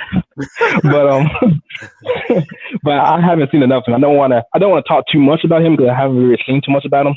Mm-hmm. I'm just hearing about what other people are saying, and apparently there's a lot of mixed opinions on him. So I don't know. But people and panelists, if you notice what this person is saying is that even though he likes his coach, he probably have better coaches out there who could have been given the job. And from what I'm seeing, it's the same thing that is being said about Whitmore. But at the moment, he's saying that he would not change Berhalter right now. You understand? So I think this is a good note to play on the panel tonight. Anybody else want to chime in? Yes, coach. Good night, and thanks for having me. Yeah, man. Welcome.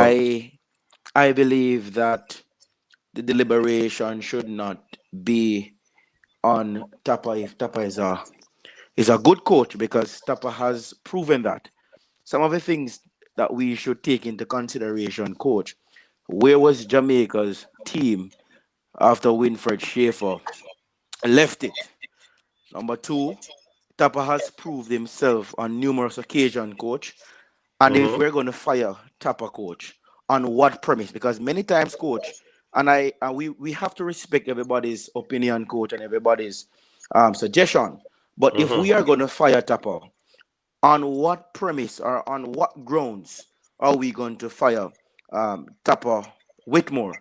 One of the things that we must take into consideration, coach, is that football is not just physical. Football is psychological. You understand? And with the recent, right, most definitely. And with the recent leak email that Tapa sent, it is obvious that the man is under pressure. It is obvious, coach, that the man needs help. I still believe in the old adage that says there's no I in team. And the football culture, coach, has shifted from a dominant manager. In every successful team, you have to have a backroom staff, coach. Of course, I agree with that. You get what I'm saying? I'm not saying that Tapa has been the best coach Jamaica has seen, but right now, to our context, Tapa has been the best coach so far. He hasn't, I don't think he has failed. I don't think he has been underperforming, coach. Give him the backroom staff, and then we'll be able to make a good judgment. I would agree with that. Slight modification. It's not that we've never had backroom staff. I remember when we brought in Simos, what was the first thing Simos did? He cleared out all the Jamaicans and brought in his Brazilian background, and they lifted the level of just about every factor in our team's performance. They for the first time, we had a nutrition program. We had physio, massage, all this. And we've tried to maintain that. The problem is we don't have the money to maintain at the level that they had, where they had several people in positions. And that is what I think Tapa is asking for. If you want me to succeed, you have to give me what you gave everybody else. And therein lies the problem that the GFF has, because the GFF cannot afford to pay these people. We're going to be, and because the GFF can't afford to pay these people, we're relying on people to volunteer time or come in at reduced wages, and they're not necessarily the people that Tapa might want. They're who we can afford to get. So, that makes a difference. You want to run a crew of professionals who are people you vet and know. And if you don't have them, then you're not all moving in the same direction at the same pace, which is detrimental to the overall performance of the team. But I think, Michael, you said something which was interesting yesterday, which is more around the infrastructure, right? You need a CEO, you need a governance body, you need people who are capable of putting in place a program which is inclusive of generating the funds through marketing, through sponsorship, to then be able to bring in who you want to bring in to be able for the program to be effective. Currently, you don't have the infrastructure. You don't. If you hear that tape with the players leak, they give you some perspective of who we're dealing with. And I hate to say that, but it's a fact. So you can't expect to have a well-oiled machine running smoothly when the tone from the top or the competence at the top is questionable. No, absolutely correct. And in fact, somebody pointed out earlier that Canada has come up through the ranks of late. And it's for that reason only. Canada has, arguably one of the best systems. They don't have necessarily the best people in the system, but they have a system, and I can only speak to it from working within it. And for me, it was always a surprise that FIFA would come to us for documentation. We're great at documentation, by the way.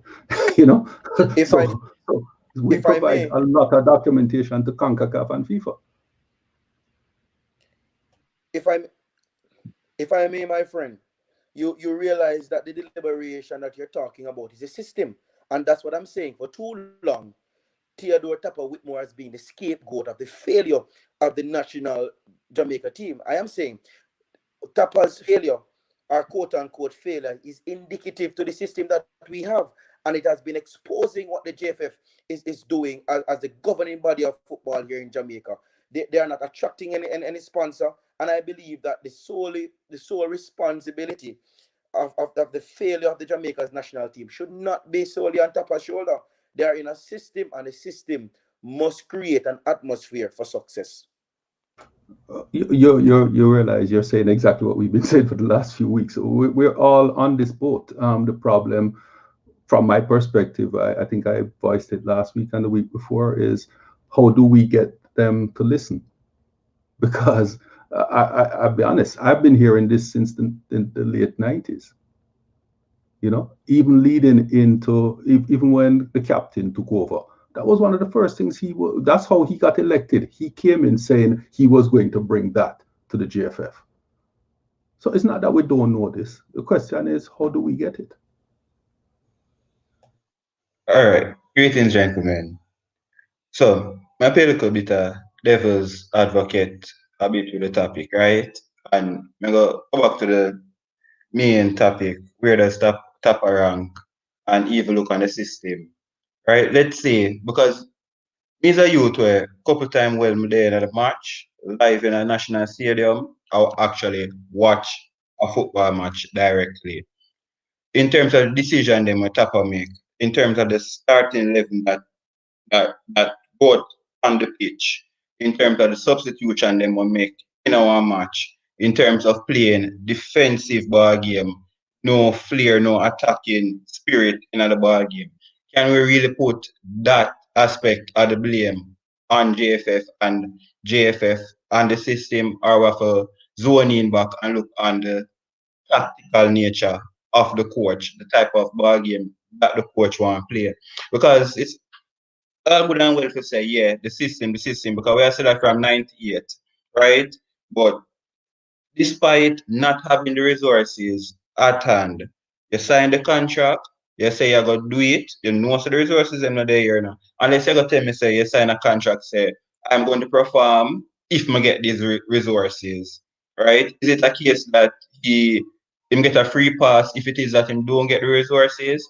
Or do we have a minimum expectation of Tapper even without him getting access to the resources? One view upon that. Well, just performance evaluation in the workplace. You evaluate people based on the task they're given and the resources you give them to achieve the task. If the JFF are what's the word I want to use here? Let's assume the JFF has no real agenda against Tapper and are prepared to judge him fairly on the resources they give him and the performance, then we can't question anything without being in there. When he makes for instance, when he chooses his starting 11, we don't know how they've been training, because at the end of the day, the coach looks at who is training, how they're training, and based on training, you select your starting 11 and your bench. and you make the game decisions based on what you, the coach, are seeing from the sideline. We understand and with countless video and television feeds are seeing a totally different thing from the guy right on the sideline.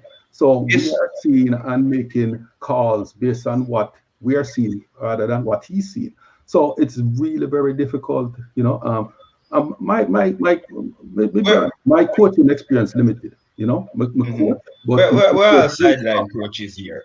Huh? We're all coaching from the sideline currently and fans from the sideline.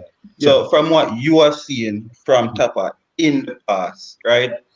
Now that as of lately the JFF thing probably blow out the hand, right? If it is that was for them leak message there and thing, not for them thing you wouldn't even know about, right? So from what you have seen, because me got talk directly, right? Me sit down and watch some matches in the National Stadium where me personally was not impressed with Tapa.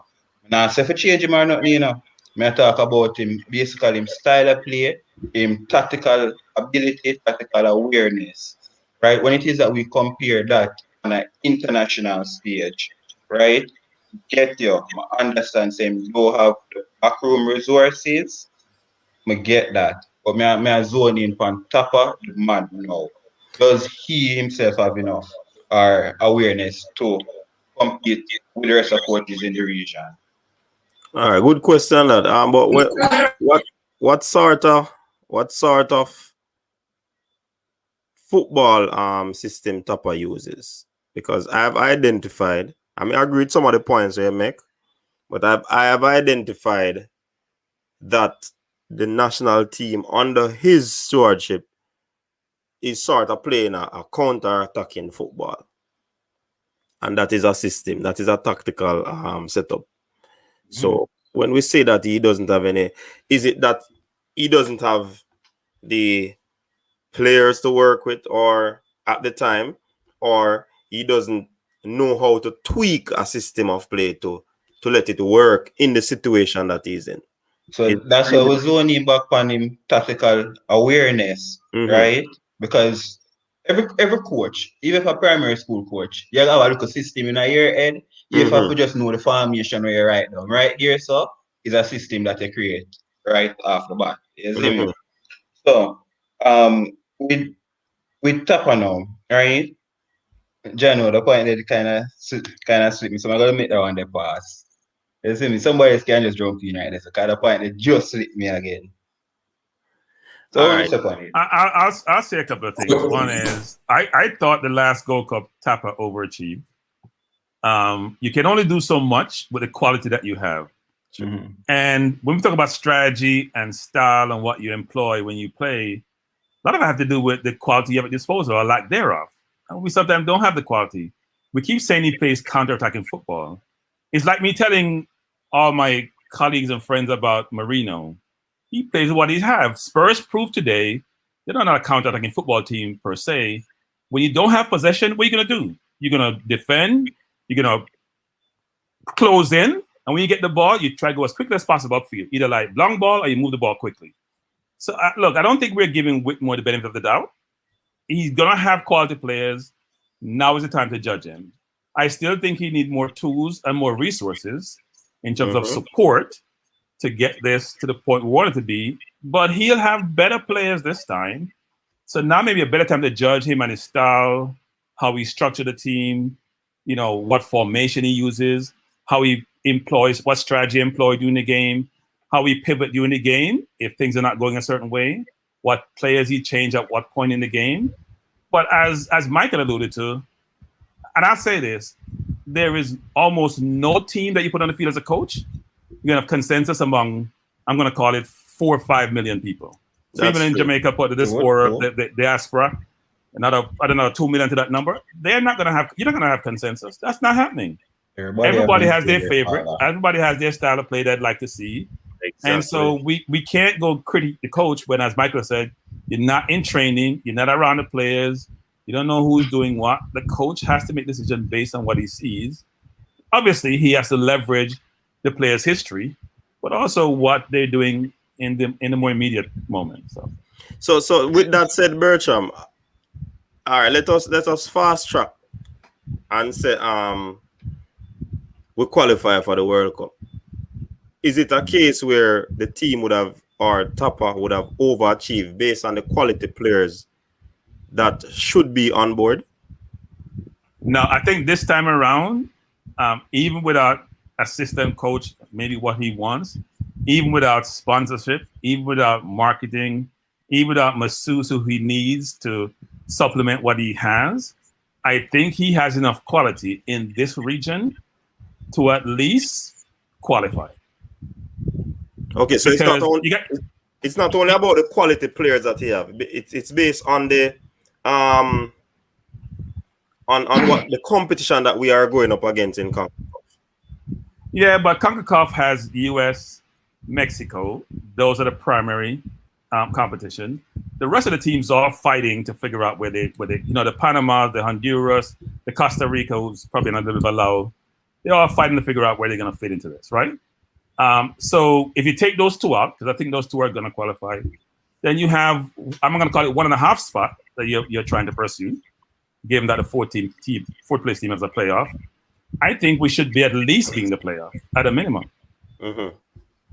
All right. One of the things that there are a lot of talks about the system that Jamaica plays, and I think we mentioned this. I think it was Friday night, the first night of the triple treat. We mentioned it that every coach, it doesn't matter what sort of coaching education course that they go, they will come back with their own philosophies. And if you look at the pro license, everybody goes in there and they have been trained. But when every coach come back, you see them play a different style of football because each coach will have a preference on what they like.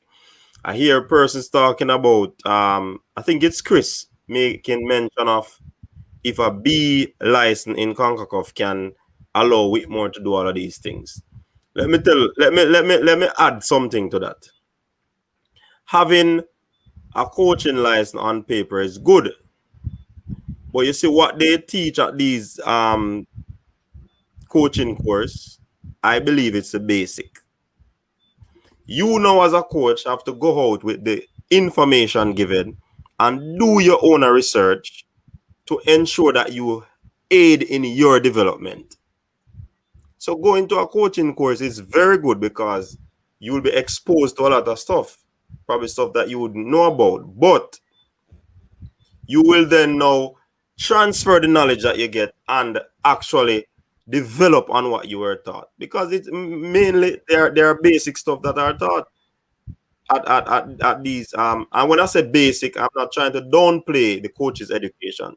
I'm just saying what they give you is just a direction, but it is for you now. The onus is on you now to go out and gather some more information, put it together, and that's why people come up with different philosophies and different ideologies of coaching. So we might be looking and say a Mark Hughes in the EPL as a pro license, but what has he achieved with the pro license? You understand? What has he achieved? So we have to take these things into consideration. So Whitmore might have a lower level of qualification when it comes on to coaching. But if he does his research, if he constantly in research, doing research and all of that, then his knowledge can develop.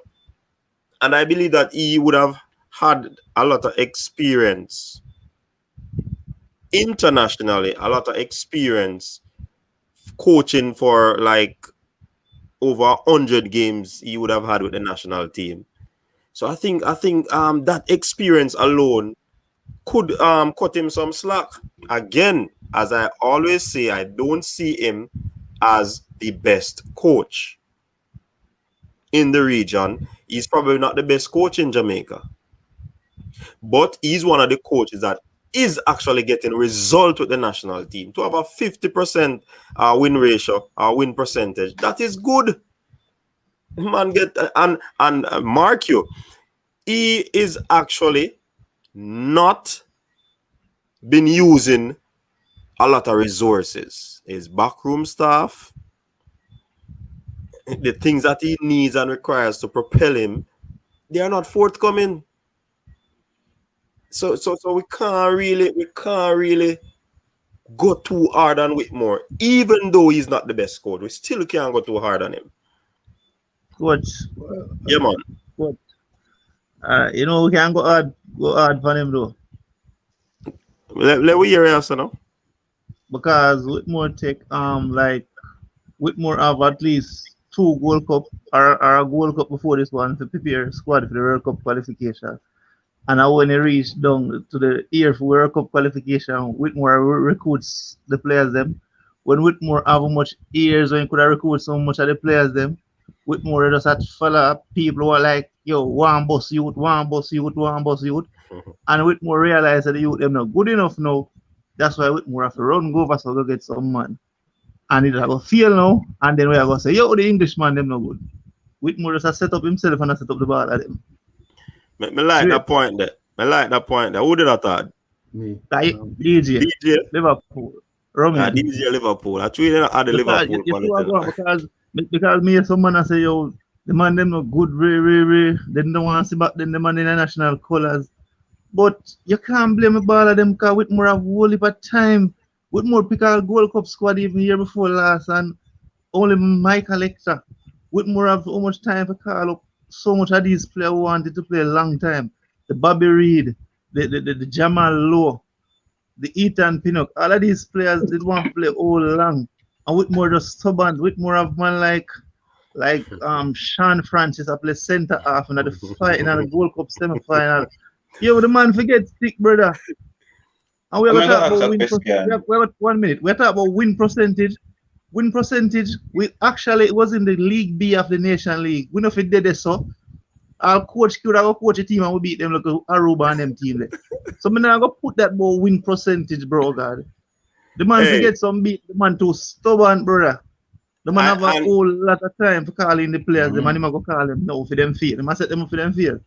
Hey, me hope so nobody wouldn't bring up that point there, no. But the point there I want to say it, you know, but you know, as the host, me I try to be neutral as possible. But DJ Liverpool, I want to shotgun that.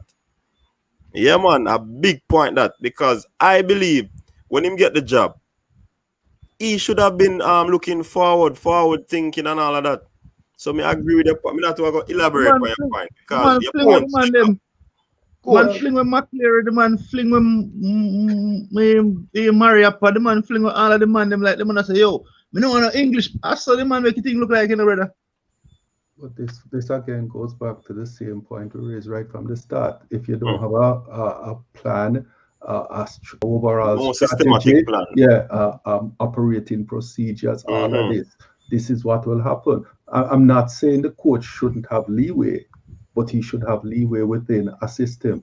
And that's what is allowing countries that we think should not be ahead of us to be ahead of us. Because, I mean, and again, I really can talk more to Canada than most of the other systems, but the big fight I had in the system here when we were going through developing this new system was I kept bringing up the point. Certification and qualification are two different things. We overloaded with certified coaches. Man, we can throw a coach away. But do they know football? Not a ras.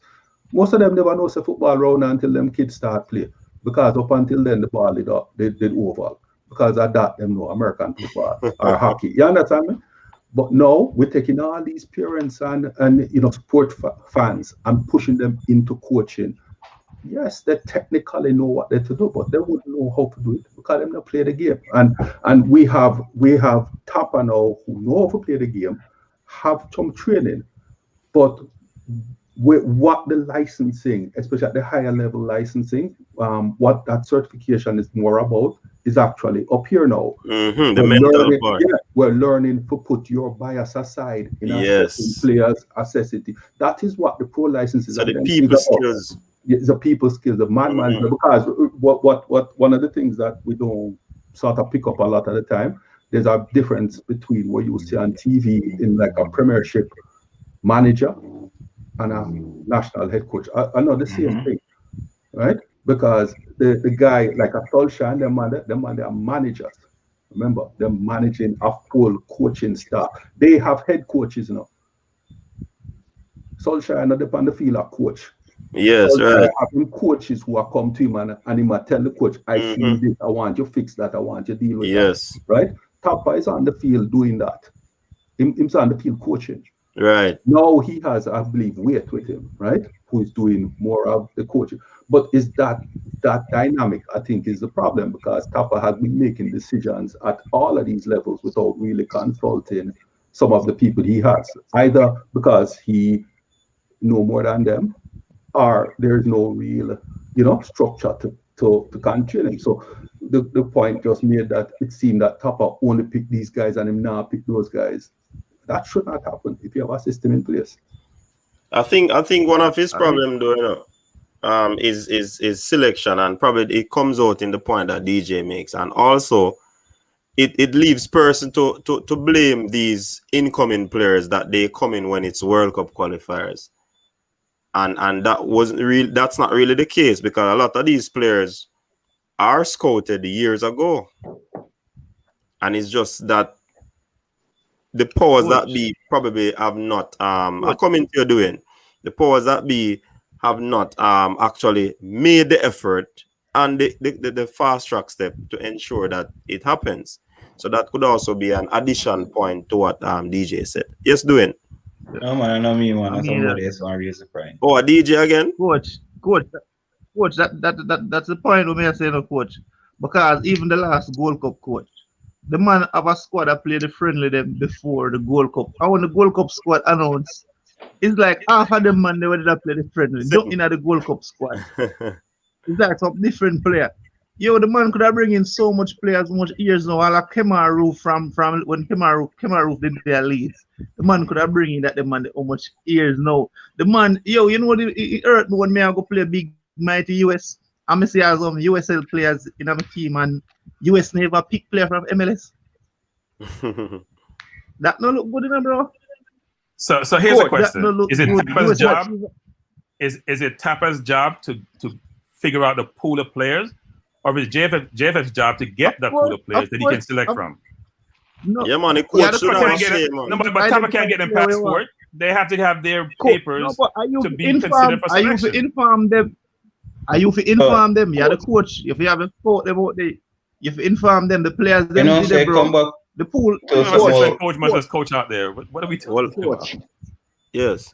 All right. So what I say is, at this point, all of the past not really matter now, right? Because Top Up start the time clock on him the rest of his career, So the minute him intervene in that negotiation process and break the negotiation process between the JFF and the players, and didn't get all of the backroom staff and all of the support that he needed, and wrap the rope around him own neck.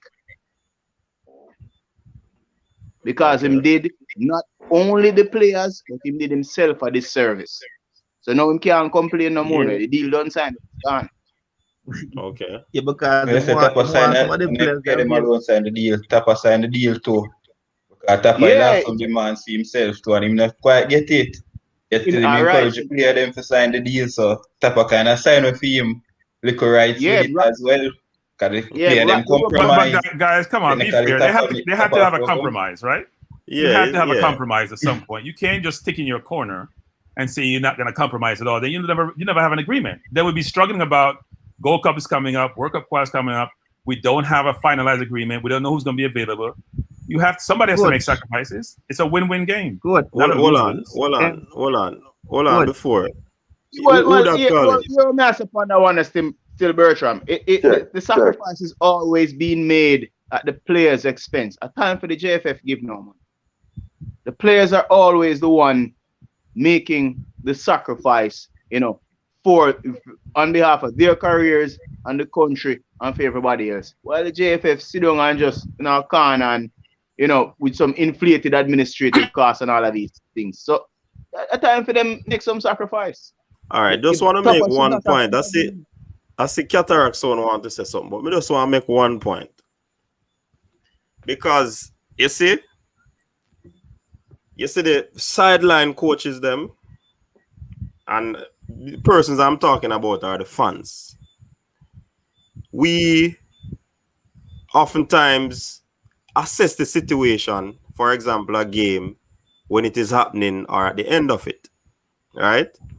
And for the coach, he has to assess a whole lot of stuff before the game, during the game, after the game, and probably days after the game, weeks before the game. So I don't want people to think that coaching is an easy task. See, man, where we create the computer software, him have issues too. Yeah? He make mistake.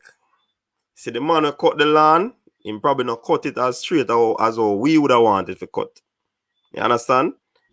There are mistakes to be made. But in coaching, if you're on the outside sometimes, looking in, you might not understand the intricacies of coaching.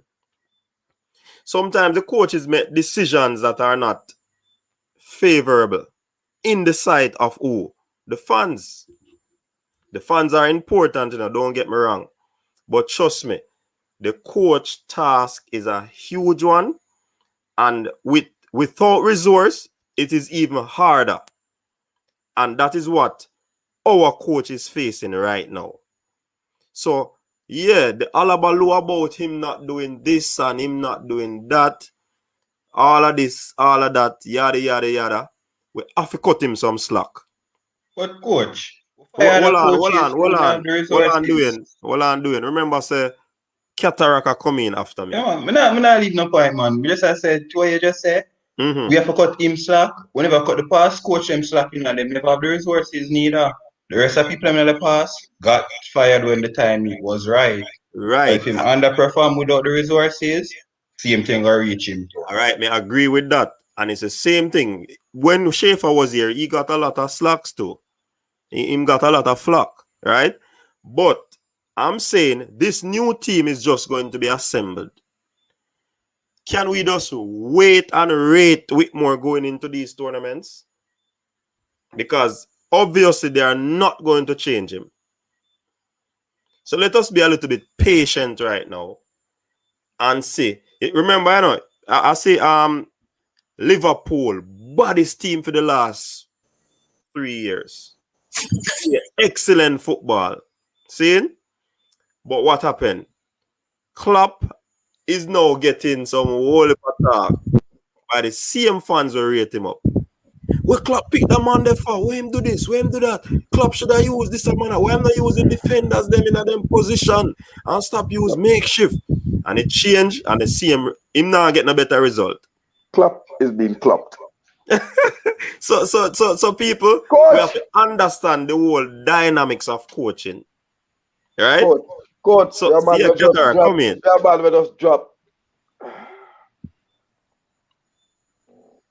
Fans, for a man that just dropped 2 points.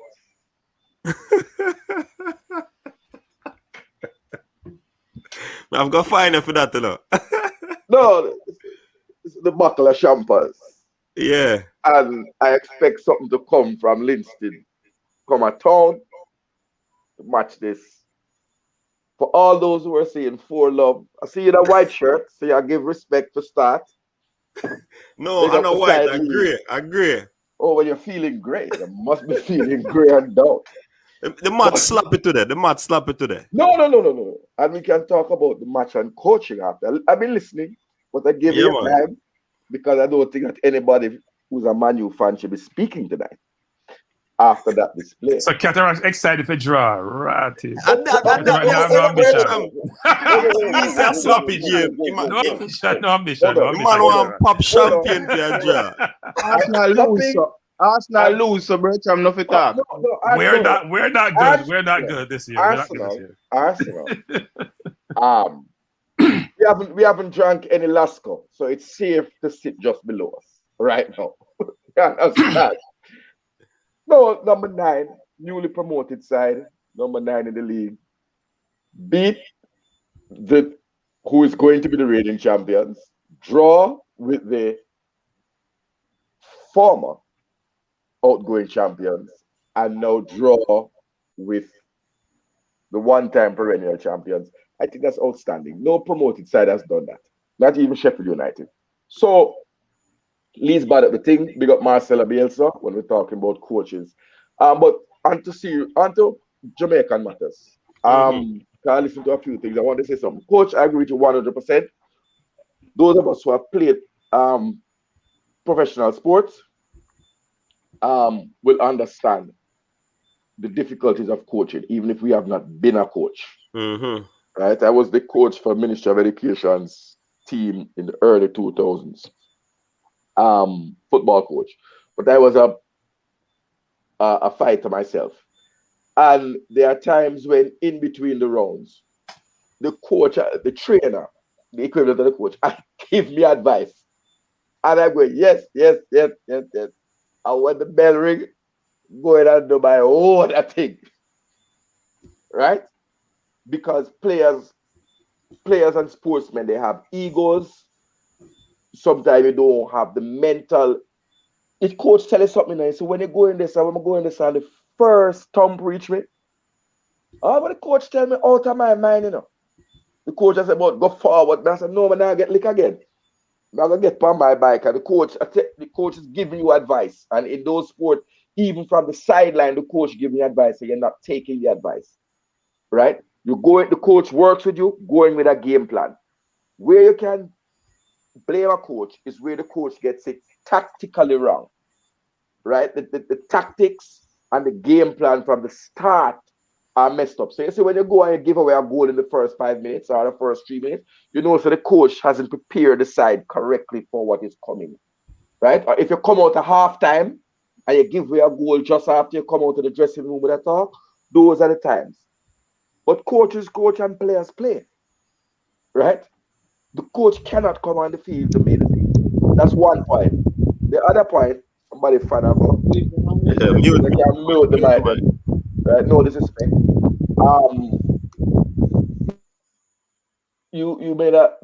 Someone made a very important intervention, and I wanted to dispel it.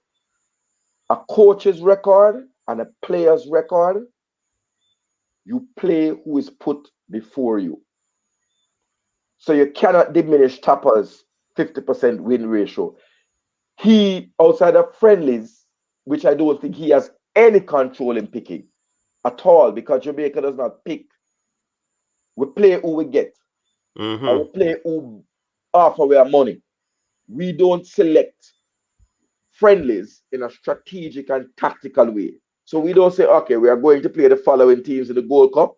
So we're going to look around the world for teams that play similar and take friendlies against them so that we can watch and see all the players and get them acclimatized to that style of play. We already know who we're playing in the Gold Cup round. And we have not made an attempt. And that is between the coach and the federation. The federation is picking the friendly matches. In England, FA, it goes the other way around. The coach says, look here, I'm going to play Nigeria in the first round. So get me a game against Ghana or, another team. Or I'm going to play China. So get me a game against South Korea or one of the Asian nations so we get a look and feel. Right? Now, where I'm going to hold Tapper responsible. So I'm not taking anything away from a man's record.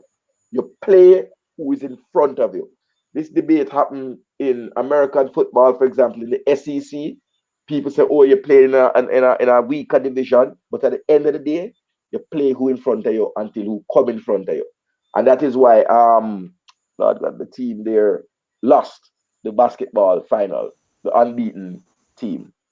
I forget the name, the college. Gonzaga. Right? Gonzaga. Until you buck up somebody. So you're just beating people, and then one day you buck up a man and you say, oh, he might play pure weaker teams. But when he comes to the final, he steps to the game. And you who are fancy.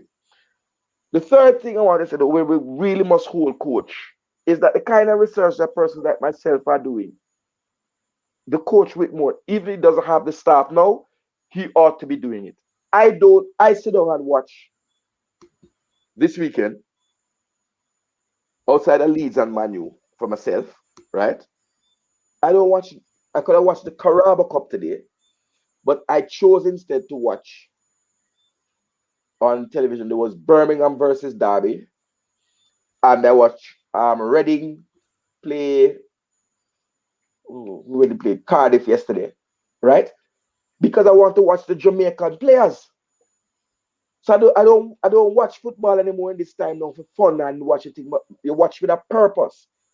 I am asking, does the coach have the 30 games or a selection of the 30 games that Liam Moore has played to look and see what he can offer? Because you have to study game tape. That's how coaches know how to bring the best out of the players they have. They watch what a man's game tape. That's why they might have some different terminologies around the world, but I know it as game tape. And you know, okay, he has this strength, he has that strength. Okay, I can deploy him here. The man not do, Coach Whitmore, I don't think doesn't do any homework. We said we needed centre backs. I recall he said he needed centre back and central defensive midfielder. And to this day, it's when persons like Devon Porter and myself start scour and acquire a list of players and start reach out and contact man, that those players have shown an interest in Jamaica. How could we be looking for a central defensive midfielder and have not contacted Lewis Baker, for example? So you don't know anybody else. When you had a Premier League level, you have to do homework, and that's why I make one more point and I'll cut. No, right? Man, me know why you're stopping them. Me just cut it right here because you make a very good point, because you said yourself and Devon and others work along in trying to scout players because you notice whatever is missing in the team. Are you telling me then that the person who the JFF has in England as a scout, what is he then doing? Because then and then a man like yourself, a man like Devon, and a man like Simon should be on the books. Bad man, I don't know what I'm doing, bad man. And I'm just being real. And I'm not dissing anybody. I've never had an interaction with him. I've never had anything. It's not, no. My upgrade the book to a database Excel sheet in a 2 weeks. You're mute. Sorry. He got Leeds United in the championship and in League One when they went down. 3 years. I've just methodically at each match write down the name of the players that look like they could be Jamaican. Find somebody, link them, and then say, yo, make some link for me. That's not a professional approach to it. That's just somebody who wants to take the hand and make fashion. Right? I don't have no ability to take up my phone and call a club and say, I'm calling on behalf of the Jamaica Football Federation. Can you put me in touch with the agent for Ivan Toney? I'd like to have a discussion with him about putting him in contact with the national coach. I can't do that. Although no, you don't need that information. I just Google the stuff. I will Google the stuff and find the thing, but you have a right and proper protocol. But homework, you have to do homework in sports. And I think Theodore Whitmore's weakness is homework and strategic planning. The coach should be saying, I need these fixtures for my side to play. I need the following resources. Play it and clear. Come and give a press conference as the coach. The head coach is not a part of the FA, you know. Because there are many times that the FA and Gareth Southgate are at odds. The England head coach, Sven-Göran Eriksson, and the FA were at odds. There are very few times that the head coach and the management are in sync, because the head coach has certain plans and certain requests. And the manager comes back and says, oh, we don't have enough funds to do this. Arsene Wenger had a mandate from the board to make Arsenal financially sound and stable. He had no mandate asking him to win any, and you can win the FA Cup and be fine. He had no mandate asking him to win the league. He was to hold the reins steady, qualify for Europe, allow them to build the Emirates Stadium and move from Highbury, right, into the larger Cedar Stadium to get more income and earnings. no what do you call it? No superstar buying and multi-million pound signings. Go and get the bargain basement in and around Europe. Use a link in France and bring across some French players and see make that work. The fans have a different view. The Arsenal fans have a different view. When Alex Ferguson was there, Alex Ferguson had a whole agreement with the board about bringing through. Alex Ferguson was bringing through academy players: Beckham, Gary Neville, Phil Neville, Paul Scholes, Nicky Butt, all of those, Ryan Giggs, all of those came through. West Brown, all of those came through the academy, and because of that, the board funded him to buy reasonably expensive players. But Manchester United never bought the most expensive players in the world. Never. When they got real brand name players like Veron, they were at the end of their careers. They just no, but Cataracts, they bought all the best players in England. Ferdinand, Berbatov, they bought all the best players in England. They had resources to do so. They were just in England. For Chelsea. I'm saying to you, the reason why they had those resources is because the majority of the squad was made up of academy players that they did not have to pay a transfer fee for. And so that savings allowed them to make bids for the better players in England, the best players in England, right? And a lot of the best players went there because if you weren't playing for Man U, you weren't likely to get into the England squad or even looking, right? And Alex Ferguson wielded a dark hand around the league. Where refs are concerned, where tapping up players are concerned, he broke every rule in speaking to people's players, other clubs' players, right? But the big players who he brought in on major international transfers would have been Juan Sebastian Veron.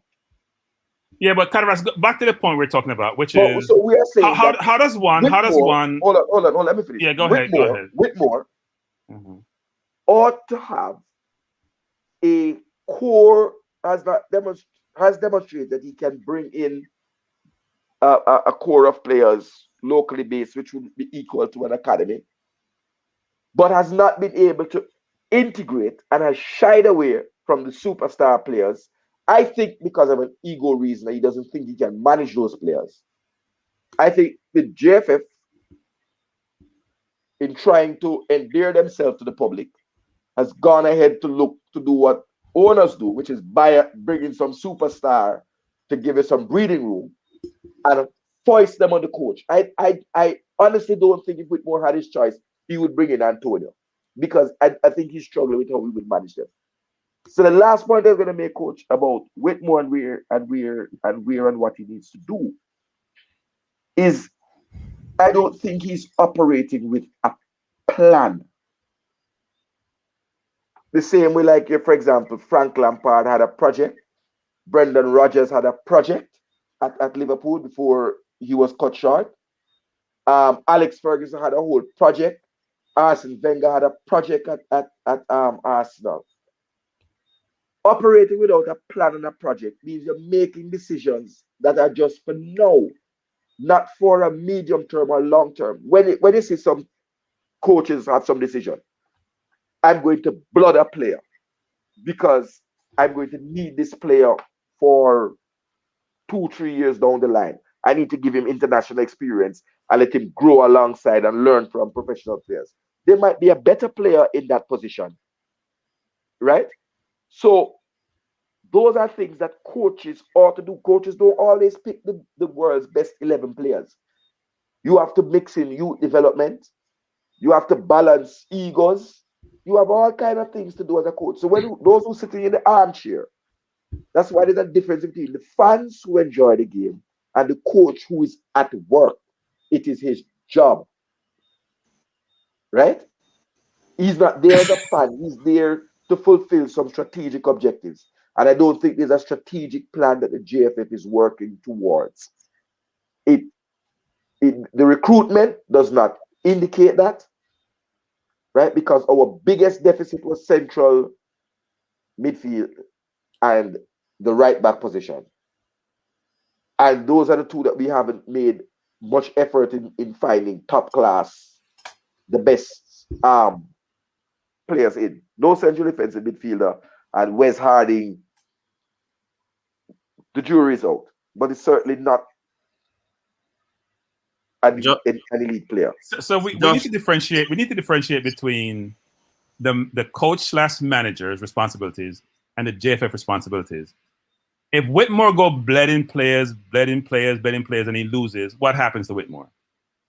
His job is outcome driven, which is to win now. That's his job. Mm-hmm. His job is not a long-term job to figure out what's the long-term strategy of the JFF or the football community. Let me figure out how the blood players in. Let me bring in, 18 and 19-year-old, give them exposure. Make sure we have the Bertram, shouldn't that's he? not Whitmore's job. But shouldn't he be telling the JFF then that he sees a player that plays in the championship or in the Premier League that I want to get that player, and then the JFF probably send out the scout and say, the coach wants this player. Can you take a look at him? Tell us his pedigree and all of that.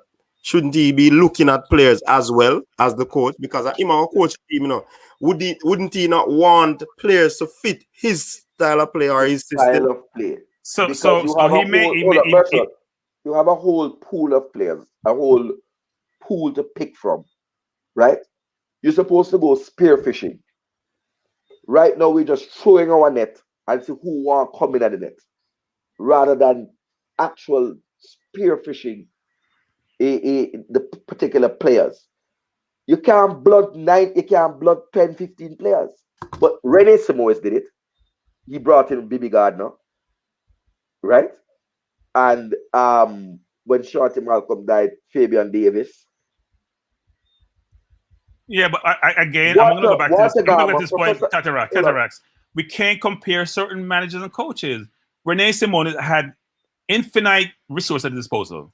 He had the captain who was a lead. No, he had a captain who was a leader. The captain got sponsorship, whether it was his money or money he got from the business community. And he had his own, as you said, he had his own team of coaches. He had like 4 or 5 people surrounding him. He had the resources to allow him to then go around the island, figure out who some of those better players were. And one thing we haven't talked about, guys, have you guys ever really coached well-rounded, very good Jamaican players? Have you had to deal with that attitude, that perspective, that lack of discipline? Hey, I used to have run a league in New York, 20-some person team. We used to bring players from the Caribbean. We have a competition. And I would say to Red Bull, for example, we have some players here, young, who we think you should take a look at. And they would say, the first question they asked me, where are they from? If they're Jamaicans, we don't want them. So Cataract, it is a fact. It's not some made-up belief here. It's a fact, which is discipline is also part of the challenge. My hope is that English players coming in attitude will allow us then to blend, and that will rub off on our players, and they can actually emulate them, and then Whitmore's job will be somewhat easier. It's not easy to coach Jamaicans. It's just not, especially the football. That's a very good point. That's a very good point, because even the whole community aspect of it, where the community expect their quote unquote top baller to be playing, and if he's not playing, then there's a whole different thing that will occur. So that's a very good point there, Bertram. But before anybody else come in, Joshua, the American in the house, he wants to say one final thing before he leaves. Joshua. All right. So I would say this: we won't be able to properly rate Greg Berhalter until towards World Cup qualifying, because we haven't seen him against top competition yet. We never seen him tested, and what we have seen so far is him losing to the Gold Cup to Mexico. So I would say just wait on him, because I'm not sure, because we still have a lot of questions around him, whether he's the right man for the job. And even if he's not, he's still going to be the coach, because we're so close to World Cup qualifying. Not going to change coaches that early. So that's going to be a huge issue. That if he doesn't impress, we may be messed up for the next World Cup qualifying cycle. So what I will say though, that for the Gold Cup, you guys will definitely. If we ever do we face each other in Gold Cup? Is that ever possible? Yeah, probably around the semifinals. Okay, so that game right there, if we make it that far, and if y'all make it that far, that would be a good show of like how good Berhalter's a coach, because you guys will probably be a superior team in that game, because our main roster would not be there. That would be our B team. Our A team is going to the Nation League. He always said that. He said he's going to bring the A team to the Nation League because you want the team to rest for World Cup qualifying. So that would be the real test to see how good of a coach he really is. Because we never seen him on the back foot before. Well, we have, but it was like the quality of the player wasn't good. He doesn't want to show his hand. He's being coy. He's being possum. He's not gonna play his main squad in the Gold Cup when he knows World Cup qualifying is right after that. And plus, it's easier to win the Nations League. So, and plus, I believe Mexico's gonna bring the 18 too. So I don't think he wants to have his worst team against Mexico, because that would be embarrassing, because we'll lose pretty bad. All right, Joshua. Thanks for that little update there. So basically, people, what Joshua is saying, that they don't believe that Greg is the best coach, but they're still gonna stick around with him because it's too close to the World Cup qualifiers to change coach right now, and that's basically what some of us are saying about Whitmore. Somebody wanted to chime in? No, I was just saying that they responding to Bertram to say that the coach's job is to make, and the difference between good coaches, great coaches, are those who are able to make decisions and who display judgment, leadership. Now, I don't think Tapa is a leader. He follows the instructions of the JFF and carries it out. But he's not leading the development. And I hope that at some point before it get too late, because I really want to jump in and talk about things like philosophy and style and those things that ought to come with a coach, right? Because after such a period of time, we ought to be able to say, this is Jamaican style of play. This is our footballing philosophy, right? Those things have not occurred. We're still searching in the dark. Football is a results-oriented game, but some people, Arsene Wenger survived not winning the league for many years by simply running a tight ship in terms of the finances and willing to work and not make a fuss about transfer fees and not getting the players that he wanted or the fans wanted. And he would ask the fans to make do with non-name brand transfers, and that helped the managers. Some managers, for example, like your like Mark Hughes, not Mark Hughes, at Newcastle, no, former Manchester United guy. I was at Newcastle now, the Newcastle head coach. He's not going anywhere, and they're not going anywhere. Steve Bruce. Yeah. Because his mandate is keep the club in the Premier League. Take all the flack about whatever, don't get relegated. And as long as he does that, the management is fine and he's fine. He's not making a fuss, deal with injuries all the way. While other coaches like Mourinho will make a big fuss about not getting the transfer budget and not being able to get the players that he wants, right? So you have different types of managers in terms of that. Some managers get along with the job. Whitmore will just do a job that the management of. He's glad to get a paycheck. That's not a paycheck. That's an expense account. What we pay Whitmore is what international coaches get for their expenses. So you're saying we get a good return on the dollar then? We do. Good investment. We do. If of course your goals are not, I think what they have determined is that the Jamaican public is with no appetite to come and hear that we don't qualify for the World Cup again. And they're not in any appetite for, if you want to call them, second-rate English footballers joining the program. But Keter, let me ask a question. Because we don't want to probably be going off tangent or out of context. Where when we look at the national coach, is it his duty to get a system of play for Jamaica, or should it be entrenched from the grassroots level by the federation? No, the federation doesn't have that responsibility. The federation is management and administration, providing resources, getting sponsorship, negotiation, television rights, dealing with FIFA. What the program is missing is a technical director. The technical director is who directs all the technical aspects, and the head coach. So Whitmore should have been saying to them, am I the technical director? Or get me a technical director. That's the point, because he can't be responsible for the system of play that the country should be playing. But in the absence of that, he has to then set the tone to say, okay, I am playing with a 4-4-2. And JFF get around to the people, to the various clubs, to see if they will buy into that philosophy. But you can't mandate that to a club, because a club head coach's responsibility is to play the system that best suits his different players. Yeah, different philosophy. Yeah. Right?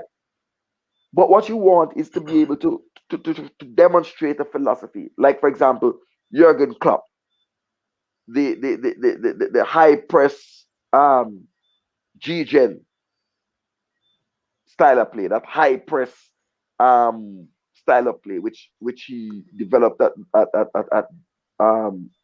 Borussia and imported to Liverpool.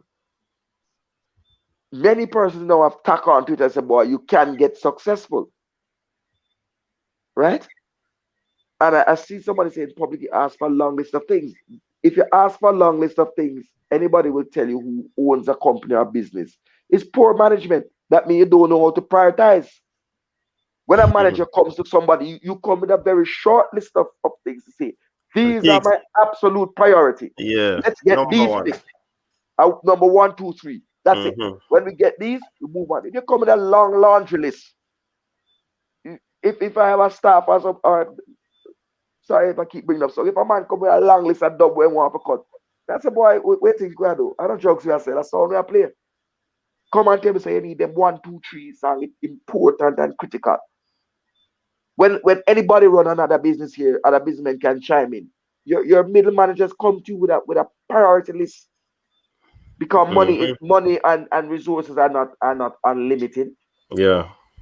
So just throwing out a list there, brothers, asking for a long list is not a good way to start or to go, because that list is probably too long. So you'd have to prioritize in order of needs and wants, and try to get the ones that are yes and no. Yes and no. So if the barren is bare, if there's nothing in the closet, you gotta get the basic stuff in the closet. You gotta ask for them. If you don't have masseuse, if you don't have coaches, if you don't have, what do you have? You have nothing to start out with. It depends if you still have tools you're starting with, and you just need to embellish it. You need to add to it. You need to, increase. Yeah, but that's what he needed. He needed things to be added to what he has. But what does he? I'm not hearing he has a lot. But he still has. All right. He wants another equipment manager. He probably doesn't have a masseur or a physical trainer. He has equipment manager, but he thinks that he needs another one. And he has assistant coaches. He thinks that he needs more. So he needs the whole video analysis thing, the recovery machines, and all of those things. So those are basic one-on-one stuff. And in fact, I heard Kemar Lawrence. I had Lowe all say the same thing, laughing that, you know what, they're playing professional ball and they're saying, we only have one equipment manager. He's very good, but he's only one person. So they're saying the same thing that he's asking for. They're basic, fundamental things that you should have from day one. So I don't think that's just the coach. I don't disagree about prioritizing your list and the most important goes first. Right. If there are basic stuff that you need, fundamental stuff, you have to ask for them. Yeah, but it comes back down to overall management of the football program. You know, at the end of the day, the GFF as a governing body, their primary responsibility should be governance and administration of the damn game, right? Governance, I can't speak to because I don't know, but from all the discussion that we hear, not very high on their list of priorities, it would appear.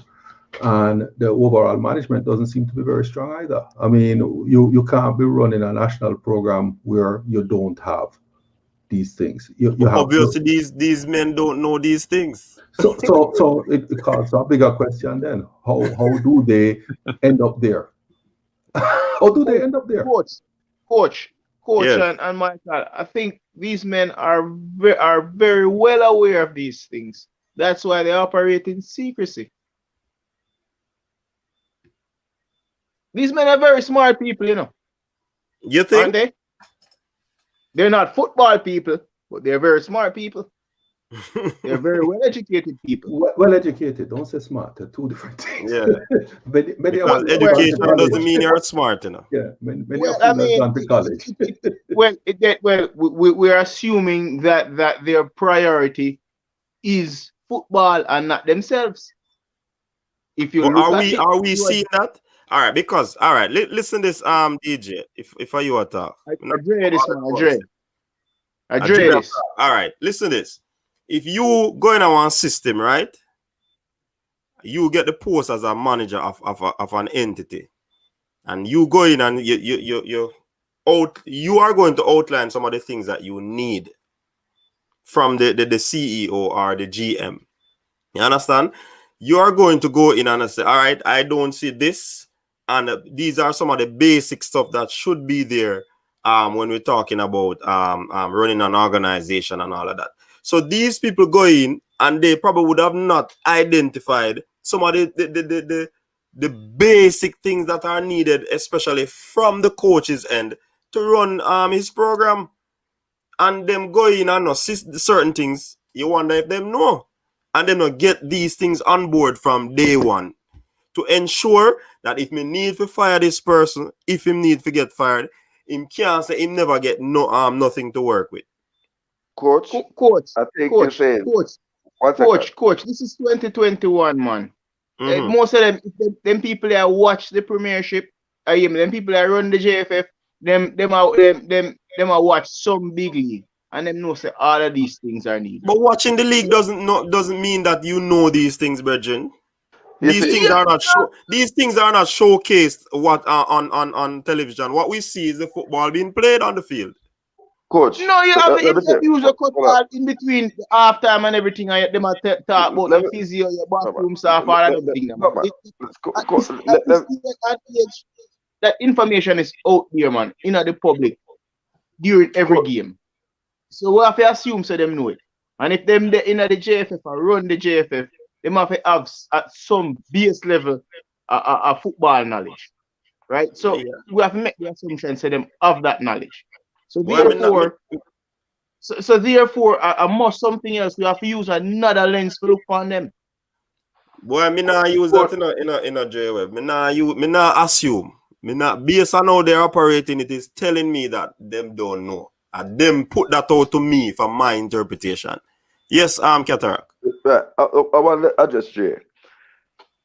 You're making a very big assumption. A lot of people, and I don't bash people, but a lot of people in a lot of jobs that they don't have a clue about the basics that you think. You think it's so obvious, but there's a saying that says common sense is not really common, you know. It's not so common at all. Right? No. I think what is happening, if I'm being fair, and I'm not bashing Whitmore, don't bash anybody, right? I just hope that people hear and look in themselves and try things.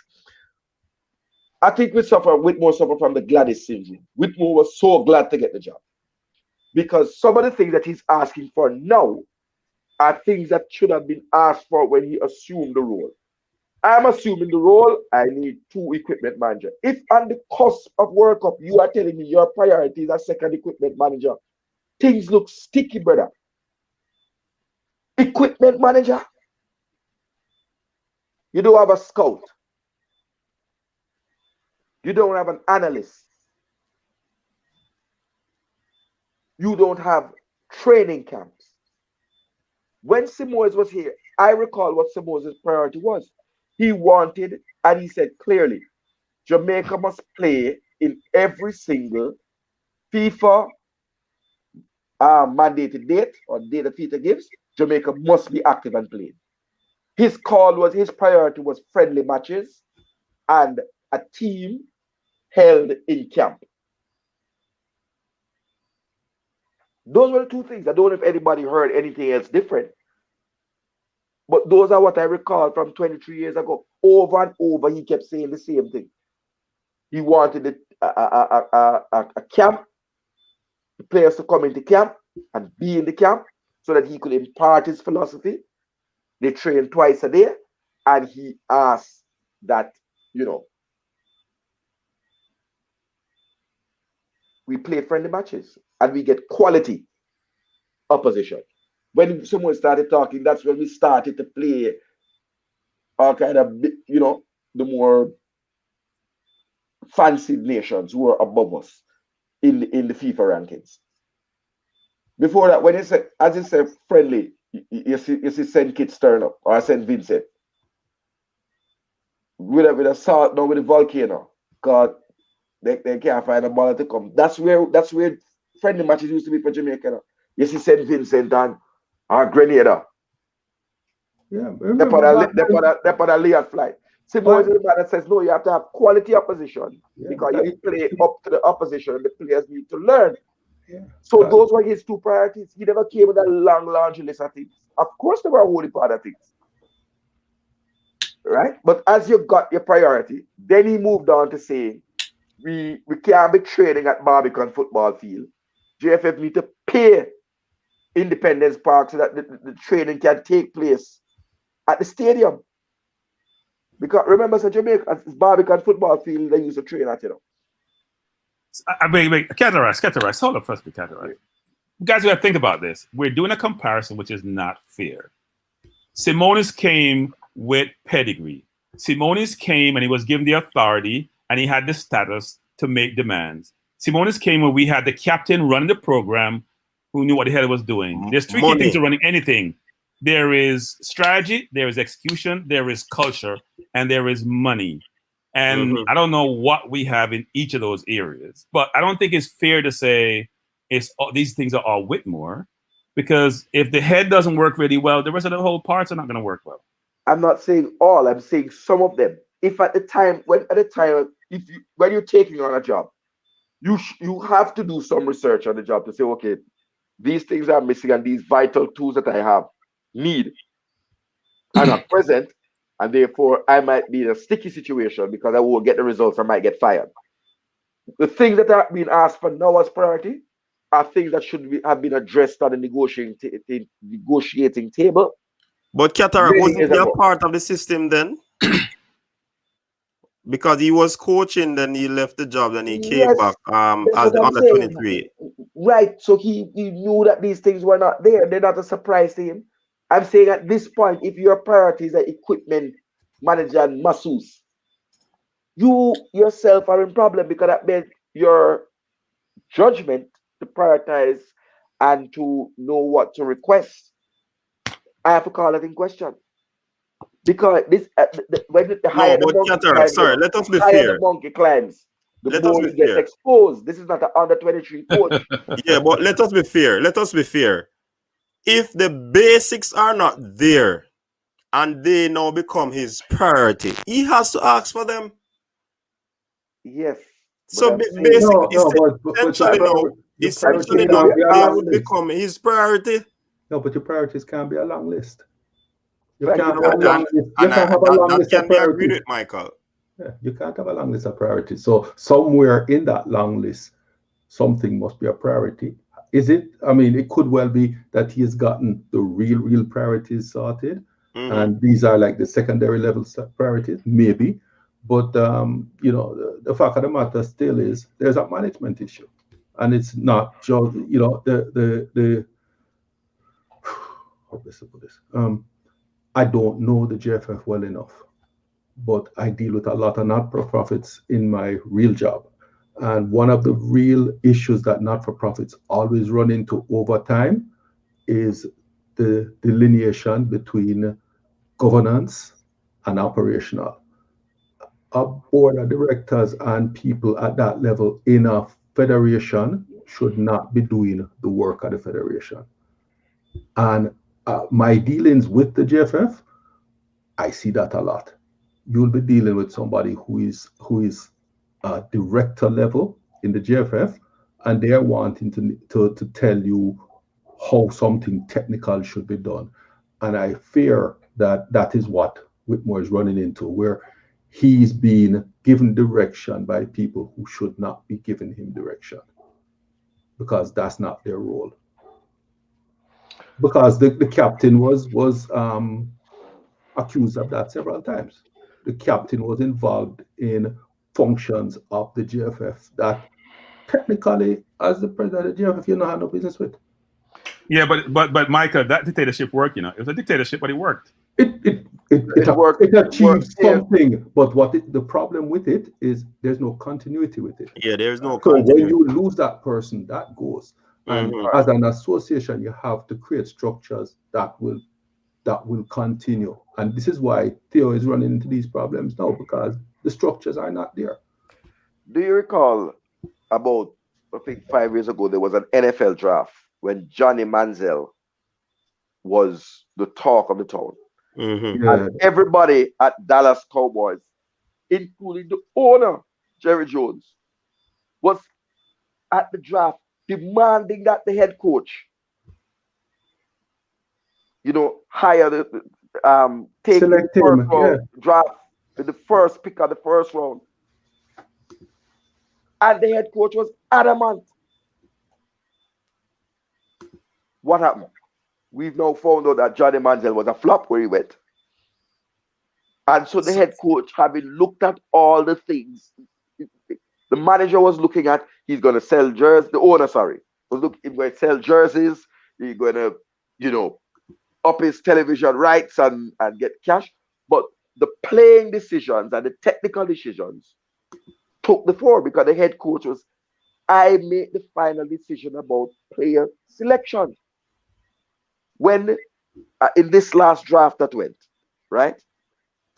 Green Bay Packers, the head coach chose Jordan Love. And Aaron Rodgers was livid. Good friends with the owners, icon. But the head coach said, I am the head coach. I am making plans, not for this year or next year. So you can't tell me as the superstar here who I must pick. So head coaches cannot operate on the basis that they are taking instruction on technical and tactical matters from non-technical and non-tactical persons. You are always going to have a problem. Exactly. So you lost me with the Green Bay. You were good with Dallas, but you lost me with Green Bay. So I won't get into it, but you lost me with Green Bay. But let me just say this. The Green Bay situation didn't work. No, the Green Bay situation doesn't work because Rodgers is a quarterback for a while yet. And dropping a quarterback when you have more needs at wide receiver didn't make sense. But let me just say a point I want to make, which is this, which is you have to have stature to be able to make demands. If you don't have a long-term contract where they fire me like Marina does, I get paid 20, 30, 40 million. I don't have the stature, if I'm Whitmore, to be making demands which may result in my termination. He doesn't have the stature to do that. He has to work with the JFF, compromise even on things which he's passionate about, because you don't have the stature and the gravitas to be able to say, make demands and get what you want. It doesn't work that way. All right, let me put another question that I wanted to when I saw the topic. Can you tell me a player who has come under the tutelage of Whitmore, who has become a better player?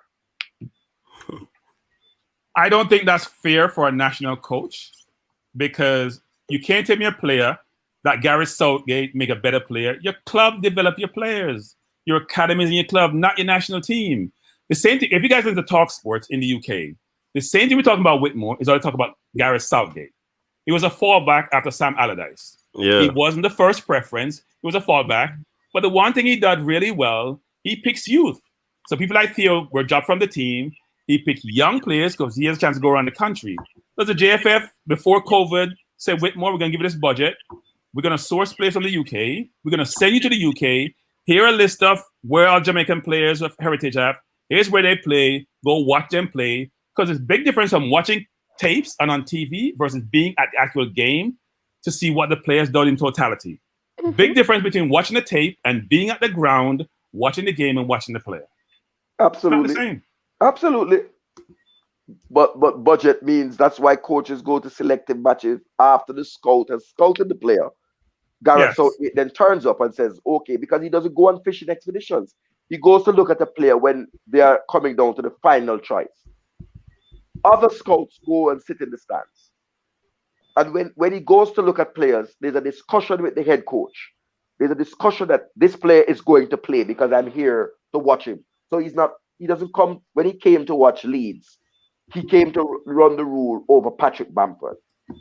And Patrick Bams played the entire game, even though he should have been substituted at some point. Right? So these understandings that, I mean, I suppose if we were down to 10 men and I had to think he wouldn't have done that, but you accommodate the national coach. You're not going to put a man on the bench that the national coach has traveled 200 miles to come and look at. But one of the things, doing a gentleman, I realize that we've been giving Whitmore a hard time, and some people in the comments section. Whitmore a hard time. And I some give him people the respect. Yeah, I say that he must be given the due because he has played the teams put in front of him, worked within the limitations that he has been given, and his win ratio is comparable or better than others who had more pedigree, better training, and higher paid. Well, I wasn't referring to the panel, Qatar. No, I saw some of the comments. Yeah, the comments, right. So what I'm saying though, when for the persons in the comment section who seem to want to make a comparison between Whitmore and the Simoes, when Simoes was hired for the position, he wasn't hired as a head coach. He was hired as a what? Technical director. So he had autonomy over everything. Hence, Whitmore would not have autonomy over everything because he is the head coach, and there's a technical director in Wendell Downswell, I believe.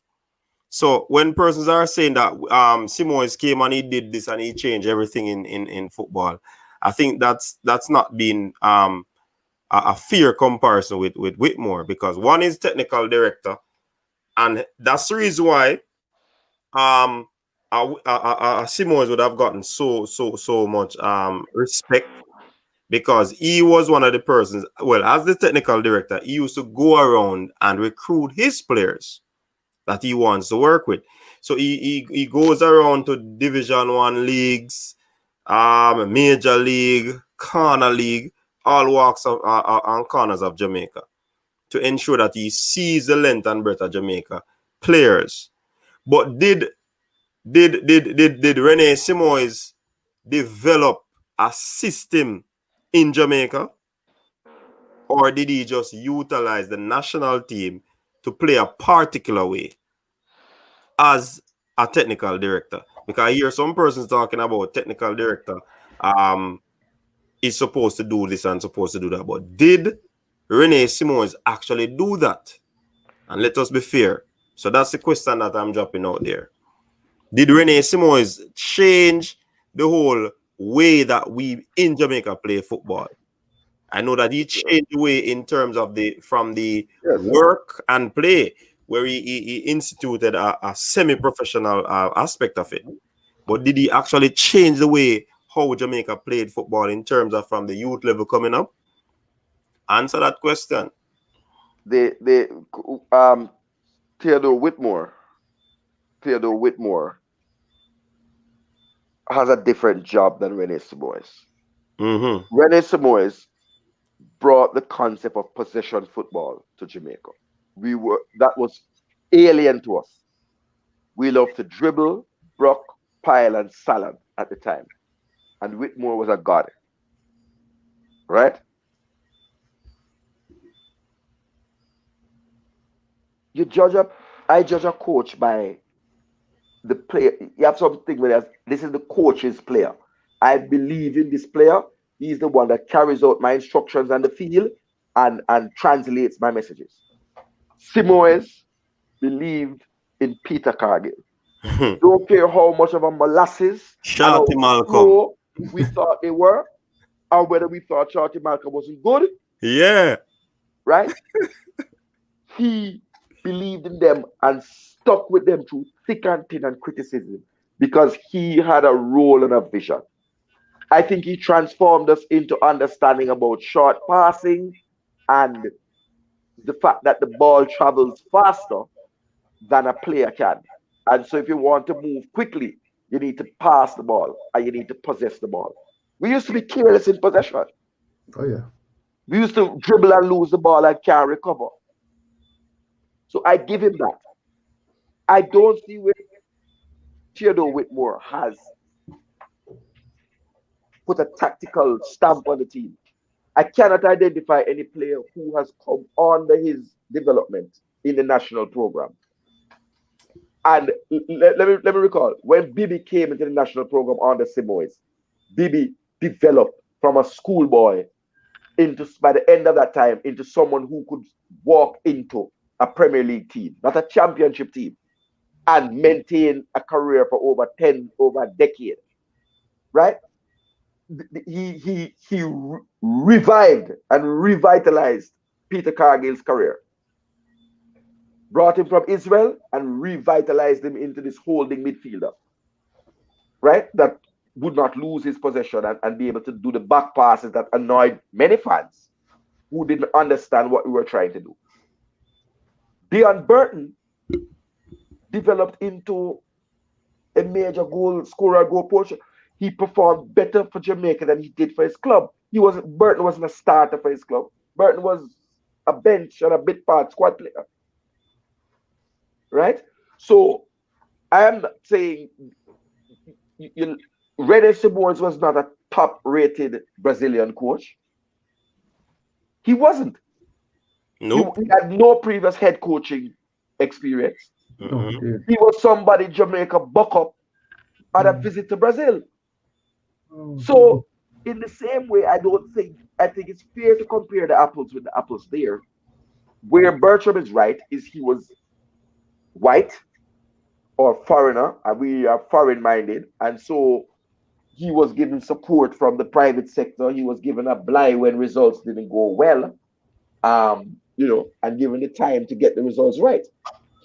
Remember, we're at the bottom of the hex, or the octa, or whatever you want to call it.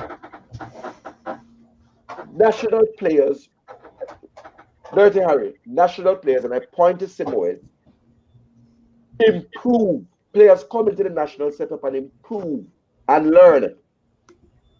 Others, are already there. And I gave the example of Bibi and revitalizing careers. I'm not there to teach a man how to kick a ball and them sort of thing. But you must see somebody. I would even go the opposite and say to you that a larger percentage of players who have come into the national program and around national program with their Tapa have gone backward. They end up being cut from the club, playing in a lower league. You do the balance. I don't have the exact figures, but just some players who ought to have moved on from up MLS. I hope he would have moved and take the next step.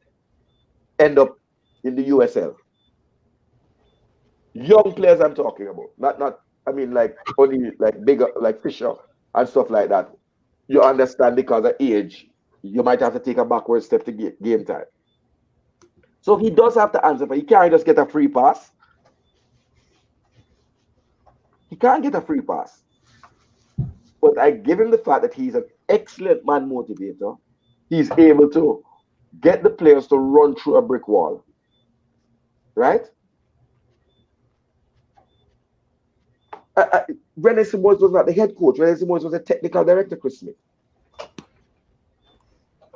He was a technical director. And when Wendell Downswell handled the coaching, he had a goalkeeper. Carl Brown, sorry. Yeah. Carl Brown. Forgive me, Carl Brown. And he had a goalkeeping coach. Plus, yeah, I think Alfredo Montesa was a part of his. Montesa was the fit. Montesa was fitness. Professor Montesa. Yeah. And at the second go round, he even brought Clovis de Oliveira. Clovis, yeah, man. So he came with a whole big team. Did Theodore Whitmore, when he took the job, said, listen, I want Paul Hall, I want John Brown, I want the following would like. Okay? We can't get everybody. Here are a couple of people. Or just take on a one-man thing. Whoever want vex, but I don't disrespect nobody. Chris, I was there. I saw we were at the bottom of the hex. The bottom.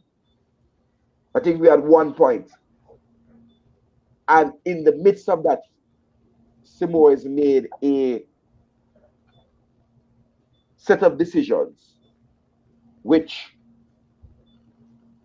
turned our fortunes around.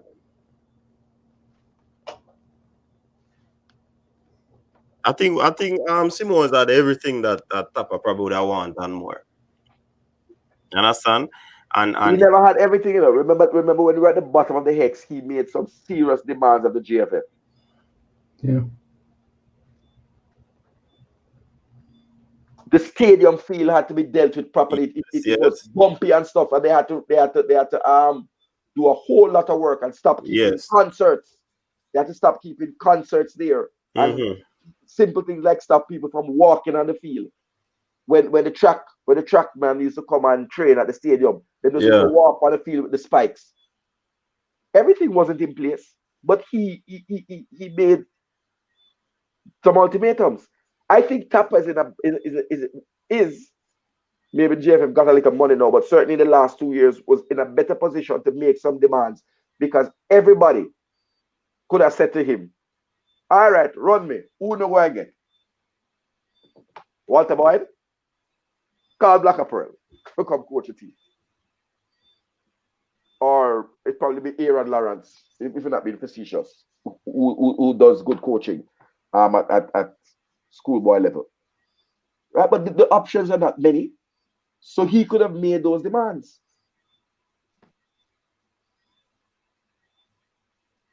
But if they weren't around, Chris, then ask somebody. It was not a bed of roses. Simões did not come into a bed of. Simões was a buck-up. We went to Brazil on a camp. And there was a 2-week camp, I think. Right? Respect. All of us were at every game then. Right? And at the training too. Right? But we went on a 2-week camp to Brazil. And through some unilateral cooperation, I think it was negotiated with Portia Simpson Miller, who was the Minister of Sport at the time. Right? Brazil helped with some of the salary for Simões. I hope you remember that. Mm-hmm. Right? GFF didn't have to find all of it at one time. But also, respect to Captain Burrell. He was willing to back some of it out of his own pocket. Oh, if I bread the man did have to sell. Yeah, and it's not fair to say also that Simões came sort of with no pedigree because he was actually technical director for their fledgling women's program, and that was what he was known for because he had in fact created the women's program. Right, so that was what he was known for, was developing program. That's why he had that nickname Professor, because he was an intellectual type who built, systems. So that's his background, and that was, sort of, he didn't come there to coach the team. He came with a group that he had developed that built systems and put in place all the coaching and stuff. Because one of the things that he talked about back then was developing coaching education program. And he was very strong on that because he did, in fact, put down the first blueprint for the under 15, under 17, under 20 program leading to our under 23 Olympic thing and have all the timing set up so that they would have that constant flow through. So that was in fact put in place under that.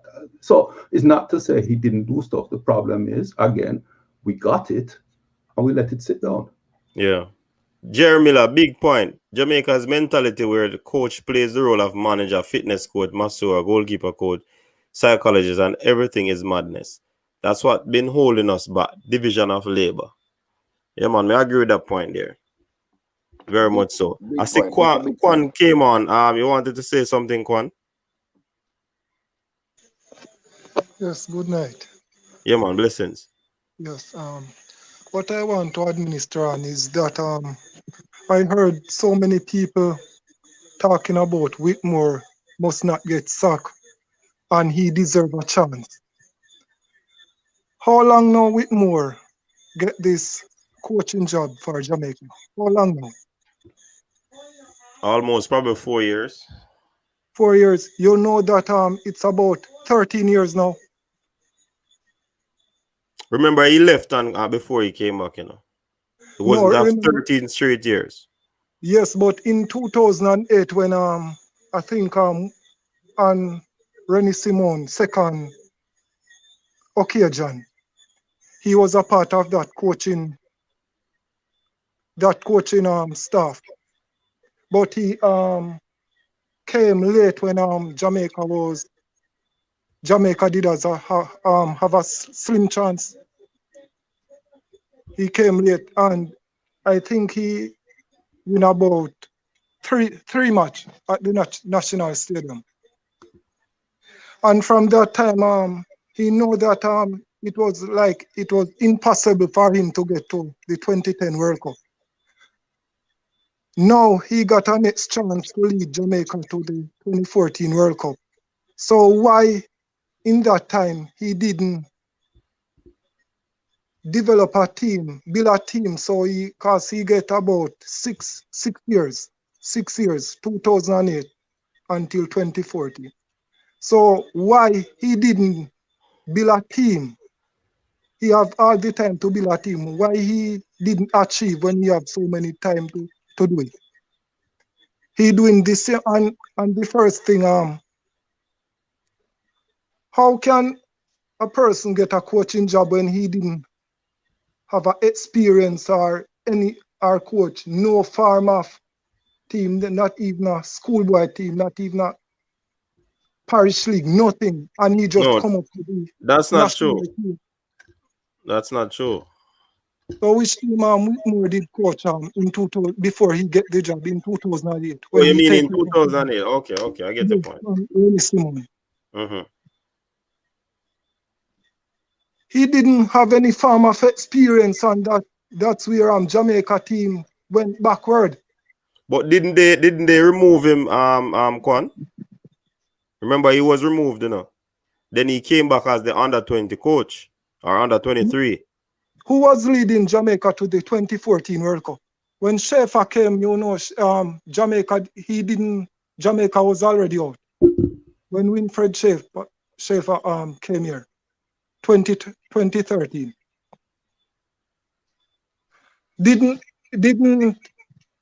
Was Whitmore leading the team to the 2014 World Cup? Whitmore? Yes, when Jeremy and Tuffy Anderson was the leading goal scorer in the National Premier League. And the persons they called for him. Yes, and they didn't give him a chance. And when he do get a chance, he get about 25 minutes on the field and he score a goal, and the next match they gave him 5 minutes. So the point that you're making, Kwan, is what's the point you're making? I'm saying that he get about three chance, and until now, this is the third chance he's going into. I would third, and until now he hasn't proven anything. So why keep him until now? And when you have so many good player coming in, this is the best chance we have right now to reach 2022 World Cup. The best set of core player from 98. So who do you suggest? I think they should go overseas and get like an English coach where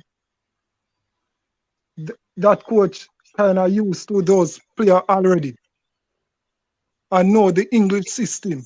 So they should go there and try recruit a coach where that coach already understand the English we have playing, and those players they are recruiting now will be able to get on with that coach because they are in the same environment. But how can Whitmore, who in Jamaica doesn't know the English environment, gonna relate to those players? But Whitmore played football in England. A decently long career. Played for Hull City, Tranmere Rovers. Right. I disagree with you about going to England for a coach. England has a problem finding an English coach. Yeah. So why are we going outside? We're gonna go out there, and any of the young coaches, maybe a Steven Gerrard or something. I think if we're to go, then I think I will try to refix the record. If we were to look outside, I would look back to Brazil again. Because it's not to impose an English style of playing onto Jamaica. It is to have our style of playing, which closely mirrors the Brazilian, and inject some English-based players to augment where we are weak. But I wouldn't accept the whole English philosophy coming here. Not really. Look, the game, guys. The game is gonna. The team, as currently expected, is gonna have majority English-based players. And you guys can tell me if I'm way off on that. And if that's the case, look, we can all talk about who we should get or don't get. I think the coach is right about what's the solution. You can't go get Brazilian or English or French, but you can't have no money to pay them. They're not taking Jamaican dollars. You got to be able to pay them. US. If you can't pay them, they're not coming. They're not going to take Whitmore's salary. Whitmore doesn't get paid any portion of money. Whitmore's getting chump change.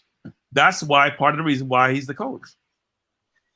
You need money to be able to pay for a coach with a pedigree to come and run the program that everyone is asking for. And if you don't have, you can't buy a Lamborghini when you're making chump change. It just doesn't work. So Whitmore is the person we have in the seat. I keep saying this, we have to support Whitmore. We hope he gets some help in, as you can say, prioritize help in certain areas, whether it's assistant, technical director, even some of the more basic stuff like equipment manager, masseuse, to get rid of that noise, and hope that the players themselves, and I keep saying this, the quality of the players help to determine outcome. The reason why England is so fancy nowadays is because they have quality players. Belgium, quality players. France, quality players. It's not necessarily the coach. The French coach used Giroud, who can't even start for his team, and he start for the France team. Coach going to make their decision based on what they have.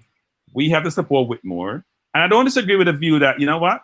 The coach failed before, why have him? But you don't have anyone on the horizon who you can compensate and who has the quality, the combination of things. You can compensate and they have the quality to coach a program. So what do? You go with the lesser of two evils, which is you got to go with Whitmore. We just got to support Whitmore. I said that from day one. Based on what he has done with what he has, we have to just keep, because all the persons who attack, if you probably put up a GoFundMe, they will not contribute to that to pay the coach that they are looking. You understand? So I mean, trust me, we have to just keep Whitmore. With the quality players, we hope that, as someone said earlier, that he will overachieve. And if you overachieve and the team qualify for the World Cup, we're good. Well, we're not good, we're better. We're better. Let's be realistic, we'll be better. Oh, yeah, but as I said, fear, you know.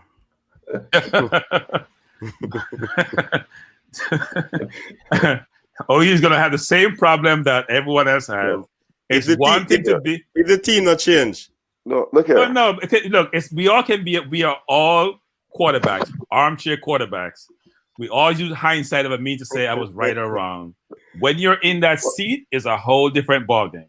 Yeah, but Bertrand, that's why you have analysts, and this discussion is just to Yes. try and bring out ideas. None of us are going to be the coach or ever considered to be the coach, but that doesn't mean that we can't see major blunders in, for example, let's say recruiting decisions, management, or in management. Right. So I disagree with Bertrand. I think fans have a role. Otherwise, the fans in England could just sit down and say, all right, the management say we must join the Super League. That was a management and owners decision. But fans look at it and say, no, foolishness. So Owen, let me say this though. Let me say this. There's a difference between fans for a national team and fans for your club team. Yes. There is a difference. Now, I do think that the Jamaica should have a supporters club. What's the difference? So there is much more connectivity, much more direct connectivity, given the frequency of how you play with a club team versus a national team. National team is one-off situation. You play sequence of games 3-4 times a year, if that many. You don't have the same affiliation. I can tell you, people I deal with in the UK will basically say, I don't care about England. I'm focused on my club team. All right. So let me just hold on before you come in, doing. Me just want to make that point here. That comment on the screen, and me just want to show you the hypocrisy of people. Schaefer made a Gold Cup final. He did okay. And initially when we start this session, we spoke about Whitmore taking the team to the Gold Cup. And someone jumped on and said that if making it to a Gold Cup final is a big thing, then we need a new coach. And here's someone now saying that Schaefer made it to the Gold Cup final and that he did okay. So if Schaefer is a foreign coach and he's doing okay, Whitmore do the same thing. He's doing okay.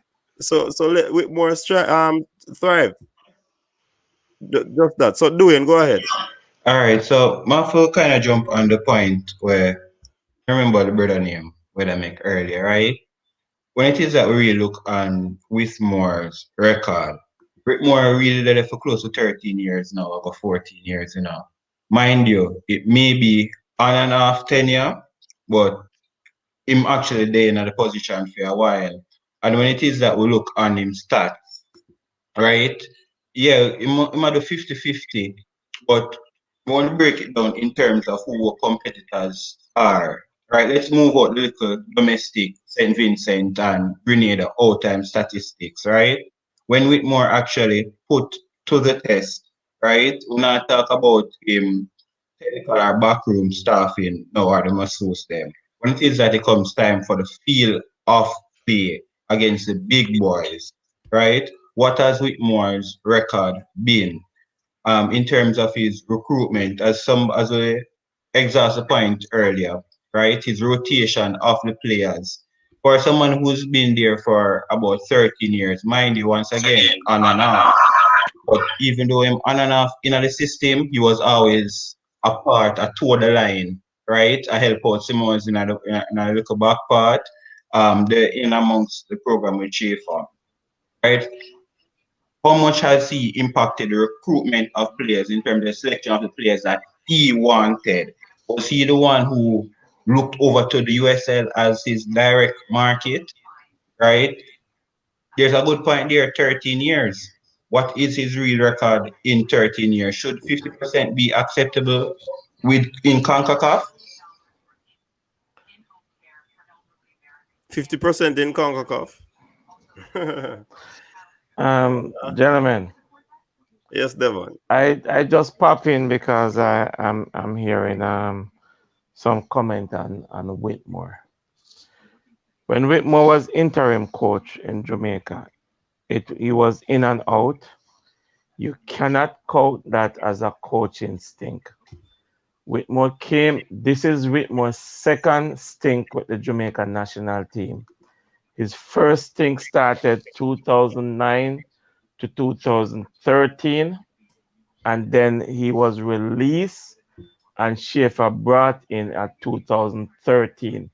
Whitmore took charge of the under-23s, and when Whitmore came back into the Jamaica fold was 2016. So this is the longest since 2016. Whitmore has been Jamaica coach, and you have to be fair enough to give him the chance, because no coach in 2 years cannot build a team and take them to the World Cup. It's only one coach in the world ever done that and take 5 different countries to the World Cup, and is a Serbian, which is Milutinovic, Bora. He is the only coach that ever done anything like that. So you guys have to give him a chance.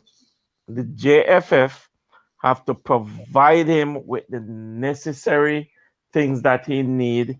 He needs, first and foremost, without even talking about equipment manager, Whitmore need an assistant coach, and he need a masseuse for the team or 2 before you can even thinking about saying, okay, we're gonna give them another assistant, and another equipment guy. You But have to Devon, take it. let me add in the Devon, because you made a point. I don't want to forget it. Somebody said that he got the job 2016, right? Like you said. And if he was a forward-thinking coach, he would have been putting plans in place from then, because he know that he would have been in a World Cup cycle. So that is something possible that did not happen. Why do you think Whitmore is the only coach that Jamaica ever have, that you ever see so many youths getting caps and getting games, because he's looking at them to see if he can take them to the next level? And that's not his the club's supposed to be developing the players for him. He's not supposed, because he does not have enough time to develop players. When a player is called into a camp, what's the longest camp Jamaica ever had? 2 weeks? 2 weeks. No national team preparing for a tournament ever have more than 2 weeks to prepare a team, because the clubs develop the players. They have a system, they have a structure that they come in, that they plays in, the same system that the clubs deal with, the same system the country deals with. So when the players come in, they don't miss a beat. It's the same system. This is what we need to develop in Jamaica, a system. And the clubs need to, the JFF need to have a mandate for the club to say, okay, this is the system. The technical staff of the JFF need to say, this is the system that the national team plays. So the club have to epitomize the system. And if we don't do that and develop players, it's not going to happen. We will still cutting and splicing and bringing in players on a short-term basis to go and play in Gold Cup or World Cup, and hoping that we have success. But other than that, Michael can tell you, if you don't put the necessary things in places, and one thing that Canada did was the coaches' education.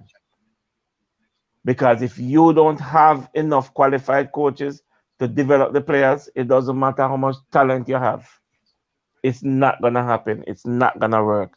And this is why I am excited about the Canadian team right now. It's young, it's vibrant, and they want to play for John Herdman. That's all I have to say. Okay. Respect. Do any have something to say?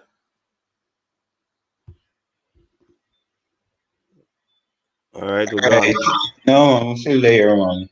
Okay. So, as in supported, I say, right? Whitmore has had 2 stints in the JFF. Well, not in the JFF, in the program currently, right? And he's sitting that putting in a system, let's say the Premier League.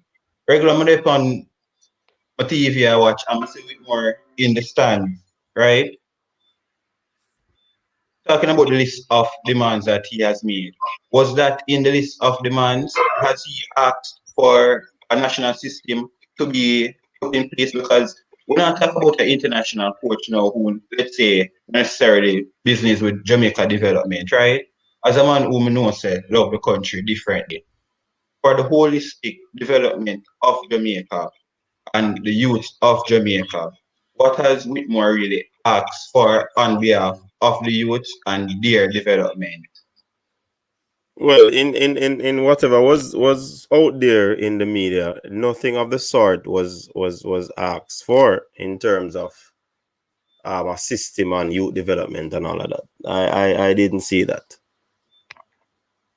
And he has two stints. So how do we approach that aspect of it? Because in terms of timeline that he has given, Whitmore and Simoes has been even the longest timeline. Mind you, as I said, it's in and out, right? But in that in and out timeline, how much has Whitmore or successive JFF administration? Because to me, it's like Mr. Chin, when them say Mr. Chin come here and then him fly out and then Mr. Chin brother take over the shop, same thing I go on a JFF, right?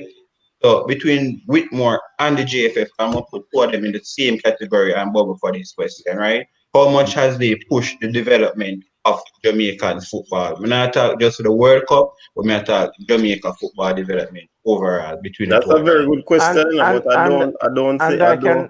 I can say something as the national coach. Whitmore have no share and part for develop players for the national team. So you cannot hold him to that mandate, because all right, let me give you an example. When René Simons came to Jamaica, 1994 December. Okay, they picked up a team, give René Simons, and he plays against the United States. I was in the National Stadium. He got 3-1 from the United States of America. And René Simons says he came back in the new year. He went back to Brazil, came back in the new year, take up his post because he wasn't even coaching that game. It was Carl Brown. So he was just on the bench because he was just the named technical director of Jamaica. And René Simons came back in the new year and he says, I want to see all aspects of Jamaica football from street to the top level. And this is where he went around the island and he find players like Ian Pepe Goodison, Patrick Beach was playing Business House for Best Dressed Chicken. Ian Goodison playing down at Olympic Garden, probably Corner League, or he just break into the Olympic Garden team. And he has 4 years to put a system together, work with some players, and the rest is history. His second stint when he came back to Jamaica was shortened by 2 years. What happened to him? He was fired coming from Honduras when we lost 2-0 to Honduras in Honduras. So this is, you have to use sleep and death. Whitmore, you have to, this is his longest stint from 2016. This is 2021. Since how long we haven't played any real football because of COVID? Over a year. You understand what I'm saying? So it still doesn't give him enough time, because look at it. These, if it wasn't COVID and football was playing, these English players would have been in a long time and playing a lot of games and gelling. But because that gap of COVID taking out all that gap, it handicapped him. So you have to give him the benefit of the doubt, give him the tool. He asked for some things, furnish him with it, and let's see him go through the Gold Cup. The Gold Cup is an acid test. It's a mock exam for what's going to happen down the road. in September and onwards. So give him a chance. Just give him a chance and let him pick him team and let me see what's gonna happen.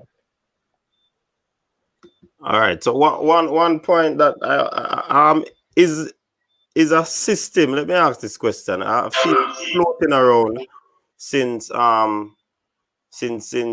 think yesterday about the system of play. Is it overrated? Karoom, is system of play overrated? Bertram, Cataract, Devon, Dwayne, is it overrated? Or is it the quality players? No, there are several things, right? And I'll jump in on this because I said this is what I really wanted to come and talk about since we had a left off on our conversation with the triple threat of the coach this for the weekend. Only for man wife vexed on the brother. After we don't spend time and watch the game at 4 hours at night time. But and this had the love. So Mr. Joe. And you're alone. Joe sponsored the program, and I need to put Joe. You need to put Joe and the title sponsor. Yeah, man, Joe Bryan, title sponsor. I wanted to let's agree on something and reason for a little bit about what and I made some notes, right?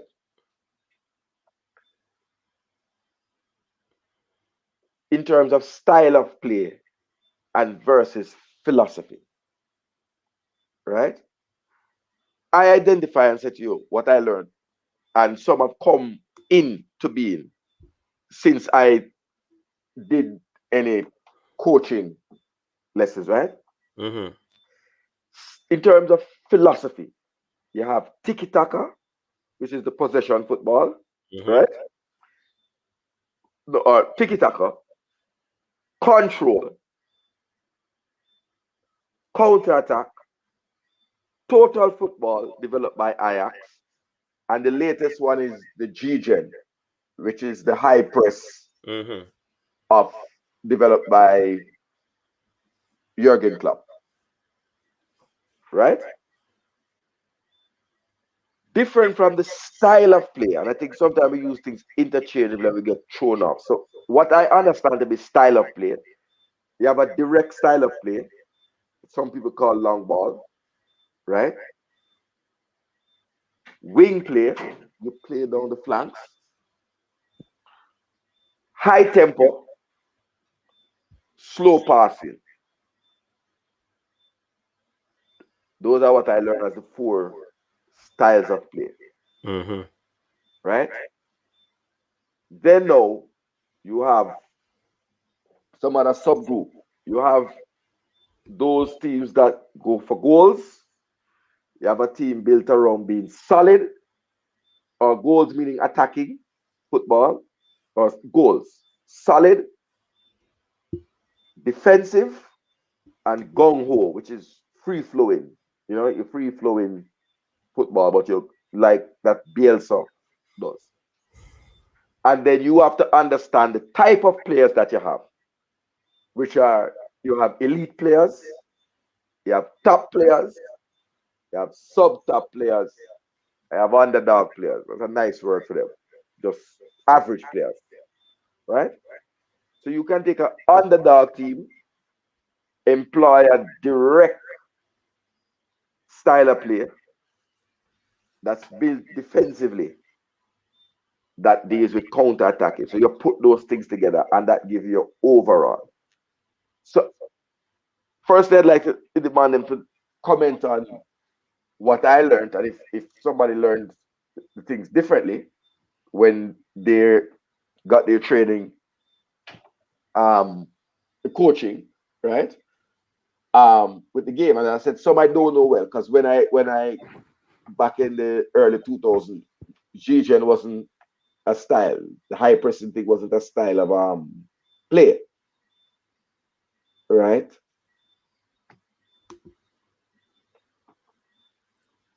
So a couple of things. One is Barker, as always, high pressed, not in the same intensity like Klopp does, but when you have Xavi, Messi, Iniesta, all those players, they play tiki-taka, but they press high up the field.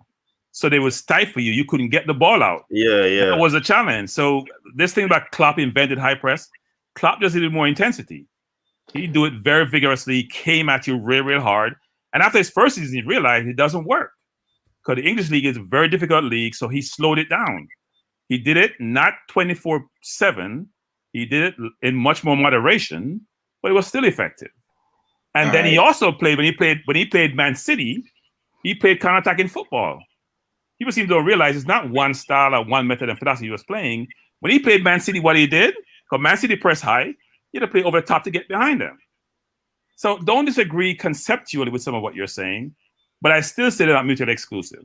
So Man City play with wide wingers. Sterling play on one edge, Mahrez play on the other edge. They play wide, they spread the field, so they have room to maneuver the ball, and they play really high up the field. So you always feel like you're suffocating. And the way you beat that, you go over the top, or you move the ball quickly when you get it. If you have the ability to possess the ball, I still say this. Because the perfect example of a manager who did this really well was when we played Chelsea a few years ago. Conte was the coach of Chelsea. They came to Arsenal, we destroyed them. I think we beat them either 3-1 or 3-0. He was playing 4 at the back.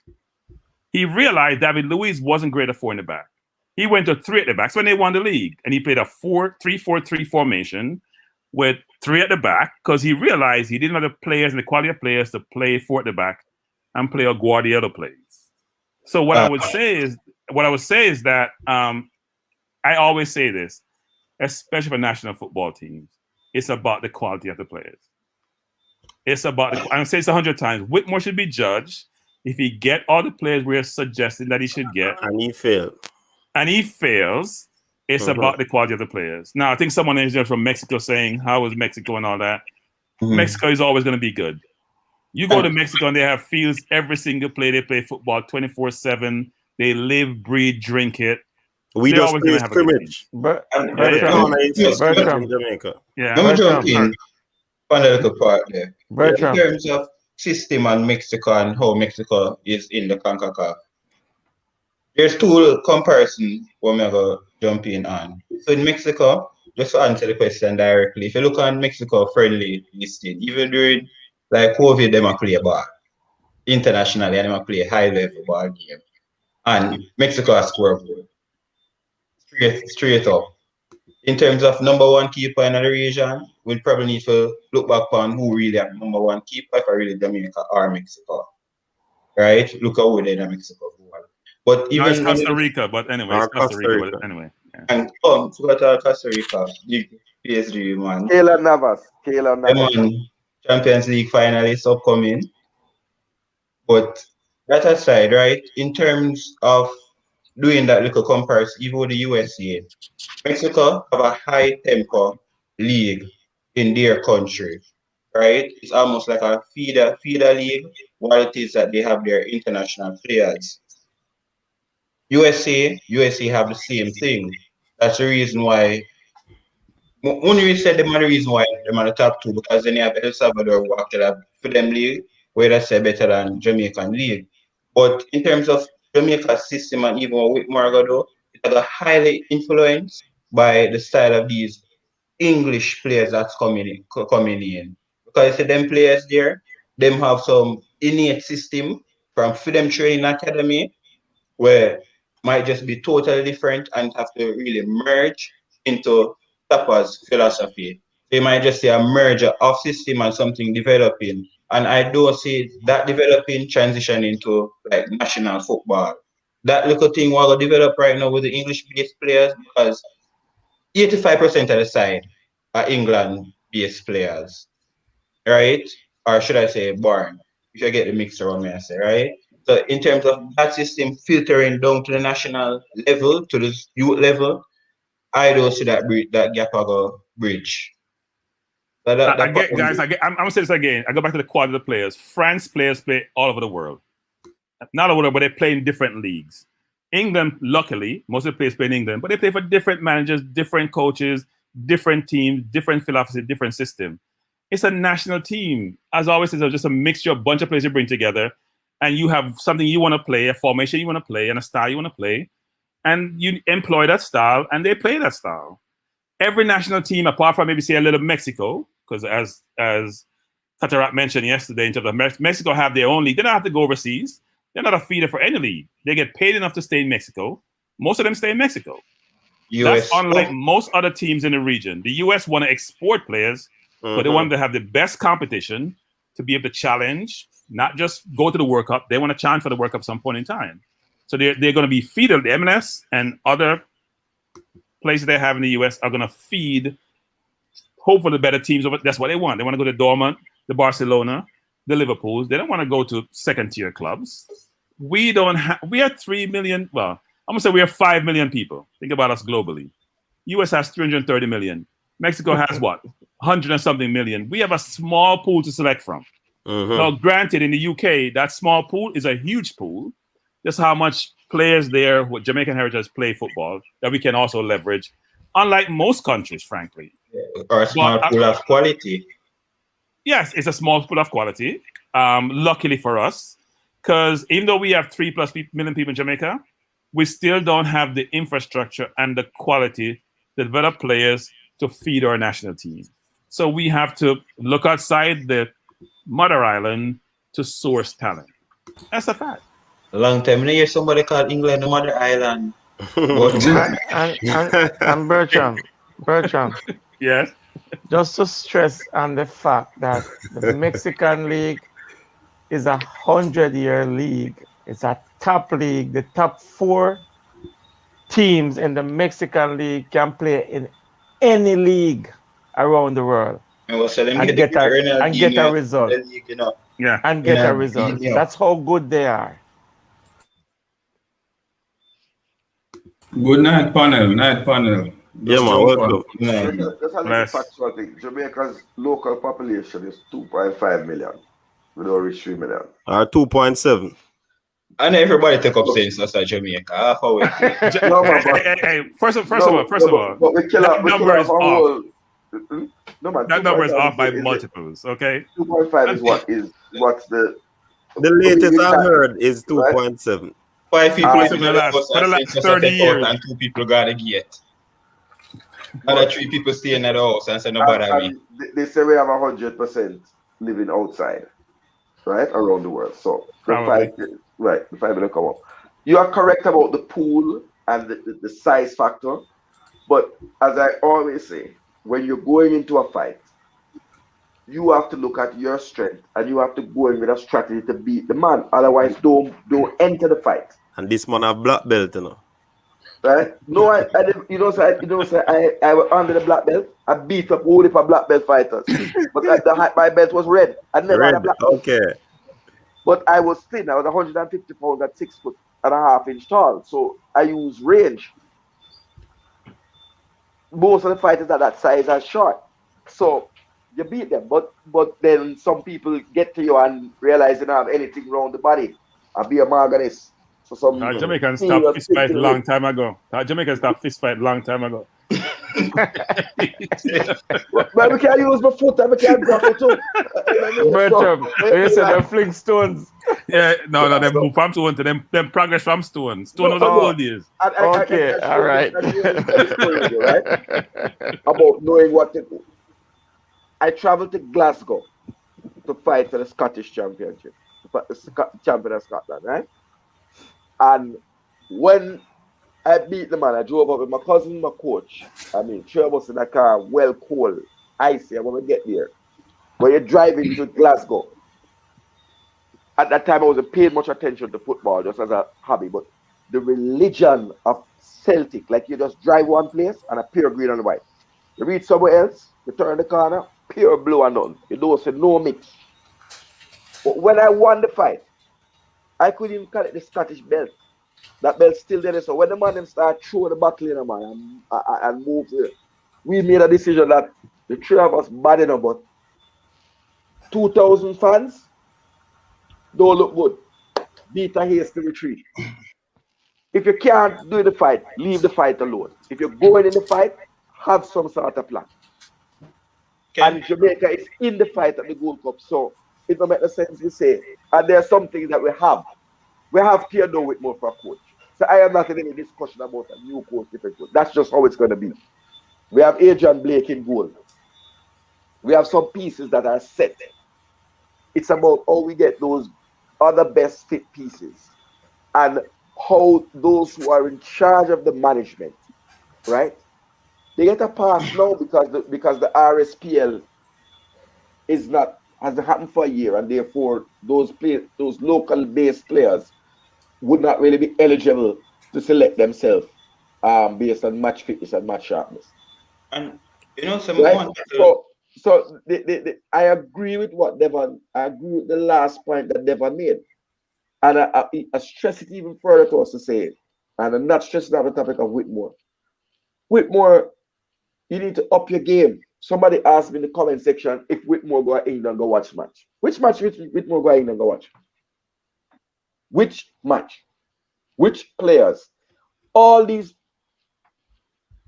Devon can talk if you want. All these players are hard work of other people find them. So I don't want nobody to take credit for the thing.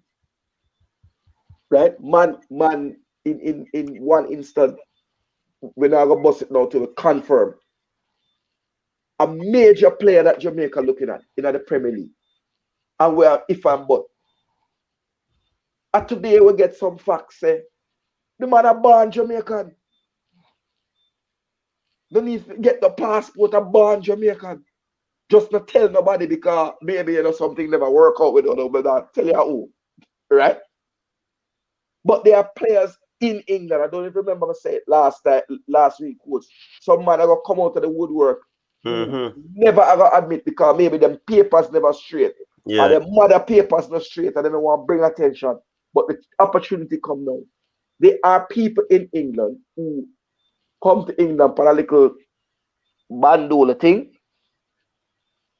who going straighten out themselves. I without calling him. Because when I go and met Devon Boss it this week when we get the confirmation. But what I'm saying is that the recruitment can't be done in this fashion. It can't be me linking a man to go cross the border to Brixton from Peckham to go talk to a man barber to get a number. And then the barber make a barber bring a baller where I go come here, so make a link. How that work? Where is the official call coming from the headquarters? All right. To the club. I want to pause you right there. So I want to pose a question to you directly, right? Okay. Because clearly you and Devon are putting some work, right? I understand the JFF, there's an ego thing with JFF, right? But a kind of two sides. You up on the sideline want to put in the work. What has the communication and the relationship been like between you, Mr. Porter, and the JFF? What is the relationship like? Where it is that we never tried to structure it and work together, and what was the response at that time? Which one I'm gonna answer? Okay. My relationship with the JFF is okay. Just put it as that. I can pick up my phone and I can call the top man, I can call the second man, and I can call the manager of the senior team at any point in time. And we can have dialogue. And I can say, take a look at this player. And we are at that. We have mutual respect for everybody. Is that a political answer? I'm not a politician. Just take the answer, man. I am not a politician. Put it this way. As I said, I have at my fingertip links that I can just press a button. And I said, Mr. Ricketts, how are you? I can say, Mr. Wint, how are you? And I can say, Mr. Simpson, how are you? That's good to know. Okay. So Devon, here's the question, Devon. Here's the question then. Answer. Yeah, because you want to get it to them. Let me answer, Berger. Go ahead. I'm not building back my thing because I had a very good relationship when captain was there, right? And then my thing get brought up when I tried to make the link with a family member, Sylvian Ebanks Blake, and it really burned up and really even caused problem when I talked to my cousin for a long time since then, brother. Because people just felt that I was a fraud. Because I tell them so they can do these things and these things. And when the man them went to Derby, I think Marlon King spoke about that meeting. Yeah. Right? Clinton Morrison came out and went and called and went and played for the Republic of Ireland. And my cousin just low him thing up and never went back. But that I never got the feeling because I hold it for money. And that's a chump change. My family, the game that we played with against I think it was Sri Lanka, Pakistan, and India in the UK, and also the game with Nigeria. And my personal family them come up with them big money there for pay those teams, bring them there and promote those matches. Right? So our thing in football, we put the money where the mouth is. Right? You get burned, but such is luck, you make it sometime. But I've never understood why, knowing the links that we had, some of the links pass on. My uncle, who's the matriarch in Birmingham, who's a businessman who had the full network, he's passed. Cyril Regis, who was my neighbor,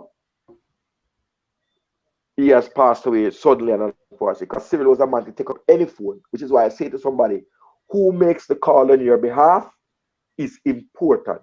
Cyril Regis could take up the phone to any black player in India and say, this is Cyril Regis. Speak to the GFF. I endorse it. And they listen. It's not everybody can take up the phone and make those links. Devon has those links. He have some networks there that we really are build back. So your current relationship, how is it? No, it's building back. It's building back. I don't have a current relationship. Right? Whatever I do and the work I do, I link Devon or I link Simon. And But say, you really want, but you would want one. You would want. Listen, I find it amazing. It's again, we take it back to music. If a man come to me and say, listen, I have a 2000 record 45 collection, and I don't interested to say to the man, say, come let me visit you and go through your records and see if you have any real song that I don't have. We have a full database, but always I take up and tell you, say, it don't leave the side of my desk. But I have my book, but go through. You see it here, left back, 1 page, 2 page, 3 page, 4 page I left back before I reach striker.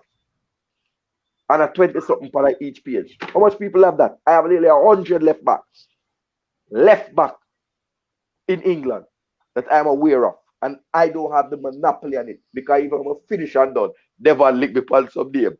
I will say never go. But some of them I don't think are ready for the program. Or to step up to international football. But some are. Bertram, what's the question you wanted to ask? Right? So some are well, I think we're talking about private citizens taking upon their own volition to go out and try to find out where the talent reside in the UK. And the question is, why isn't this a part of the hierarchy structure of the GFF? I know we say they have an agent in the UK, but apparently from what I'm gathering from some of these conversations, that agent may not be, what they're doing is not optimal. Right? I'm going to use euphemism and say it's not optimal, given what we're hearing. Maybe be optimistic and say overworked. No, I'm going to say something else. I think that strategy of having an agent do this may be one of the biggest Achilles heel to Jamaican football. Players belong and are signed and contracted to agents. Agents are not able to speak to the players of other agents. That's called tapping up. It's an offense. Yes. Right? If you have a relationship with an agent, you might be able to hit him up. That is why you have scouts. Persons like Devon. When a scout calls your player, you're not wondering if he's trying to take the player from off your books. Clubs and head coaches are not allowed to speak to the players of other clubs directly. It's illegal although some Alex sanction would Ferguson be in it. usually do it all the while, right? Because he was Sir Alex. All right. So it's called tapping up. Next. So that Fine. whoever put in that methodology, which I think came in Captain Burrell's time, I think that was a huge mistake because that limited you to the pool of players that agent had, maybe at his agency. Maybe he might not be the direct agent, but he was at an agency. So he had maybe a little wider pool. But it cut you off from dealing with maybe players for agents who he had no relationship with or a bad relationship with. Right? So I think what is needed in England is a scout.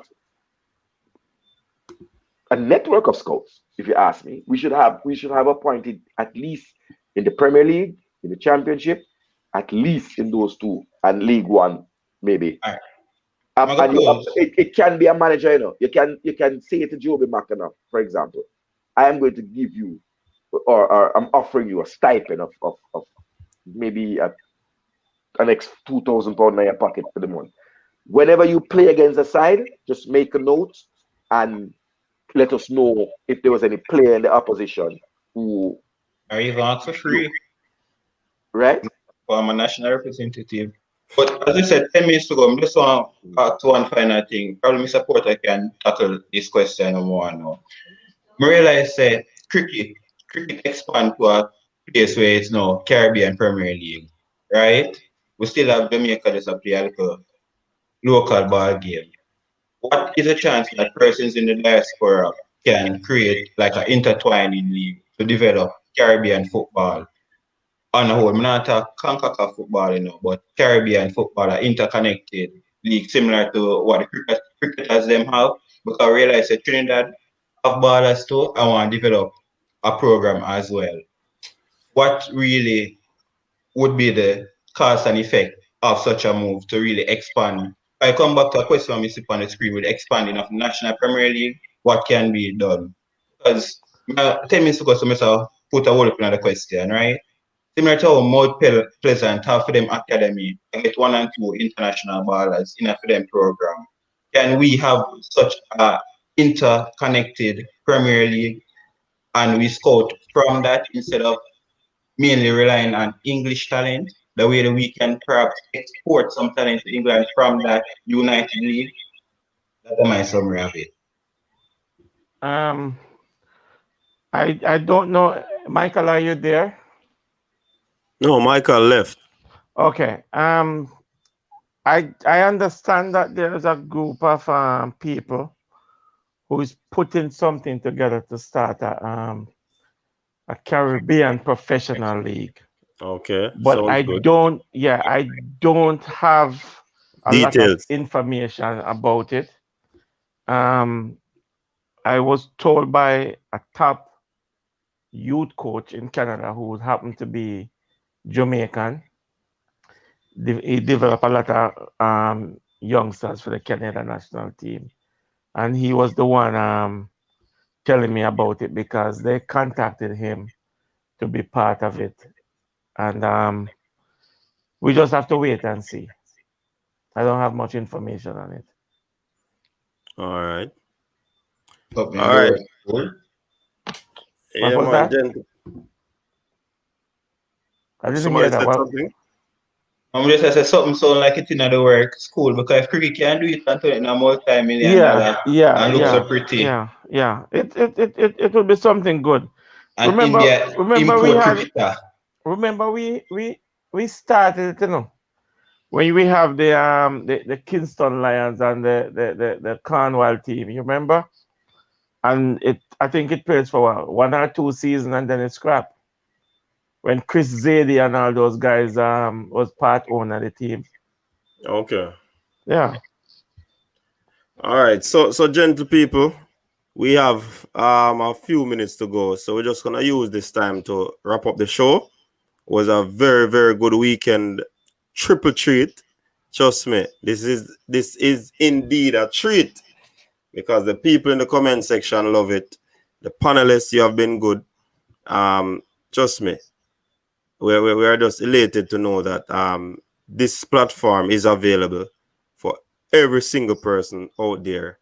and we could come together and, you know, form this big movement. You know what I mean?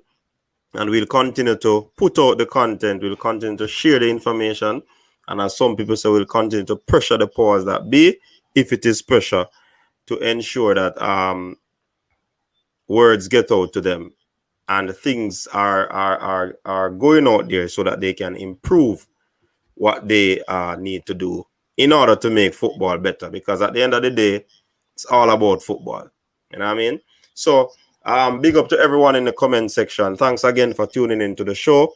And as usual, as customary, we give the panelists a minute just to give their closing remarks. Starting with Bertram.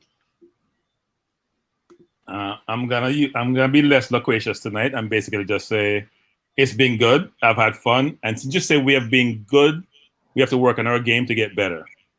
Yeah, man, cool. Cataract. Unmute. Bless up everybody. Just, you know, it's been good to interact with different minds in terms of football. Absolutely. And it really has given me a motivation to put in some hard work. Even over the weekend, just from the motivation from, you know, my brethren Simon Preston, from coach, the opportunity to invite me to come on your panel without even knowing me. Yeah, man. I never met you before in my life, never have any link with you. It motivates me to do some things.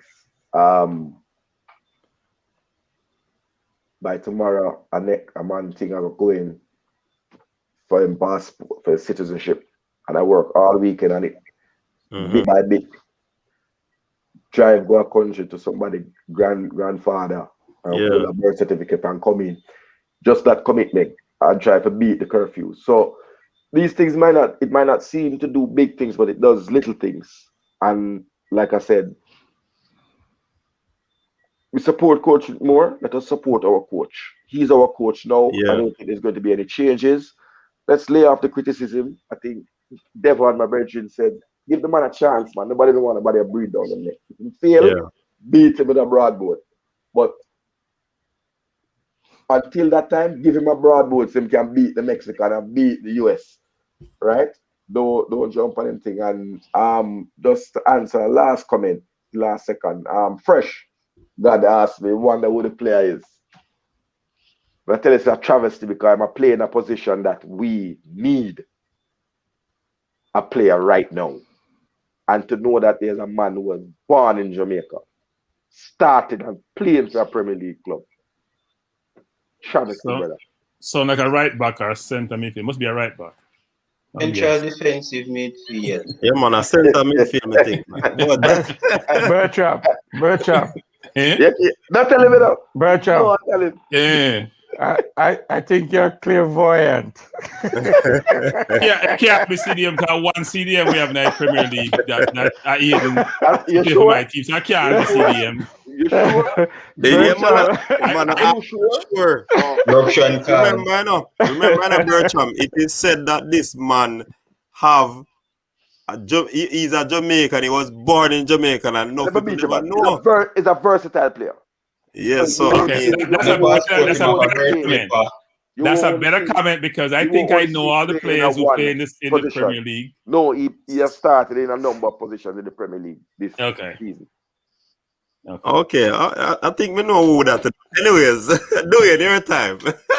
Alright, so let's close it as simple because less than a minute.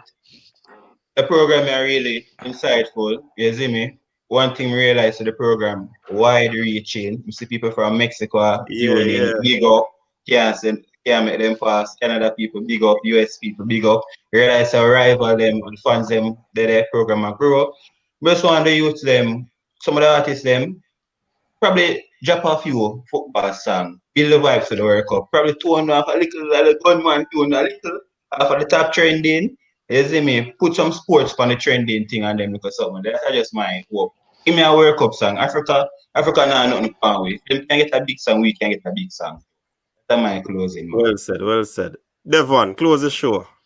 Gentlemen, all I have to say is that do the right thing, social distance, stay safe, take care of yourself, and let we live to see Gold Cup and World Cup qualifying. Peace. Yeah, man. So, definitely big up to the panelists. Thanks again for tuning in. I'm not certain if well, but now I call it player name, but I type it in the chat, and I realized that player was born in Jamaica. So I'm not sure if that player, but me have another player in mind. But I just keeping it there until Sir Blake and Sir Devon release the day. You know what I mean? So big up to everyone. It has been an enthralling weekend. It has been a great weekend of sports talk, football talk, Reggae Boyz talk. Trust me, people, big up on yourself. Enough respect, enough love, enough appreciation. Big up to Bertram, big up to Cataract, big up to Dwayne, big up to Devon. Trust me, everybody. And all the other persons who were on the panel, you had football in 90. You had Kwan was on. I think Ferran was on. Just big up to everybody. We can't call everybody name. Just big up. And see you next week on this show when we return with Coach's Desk Triple Treat for the weekend. Peace out, people.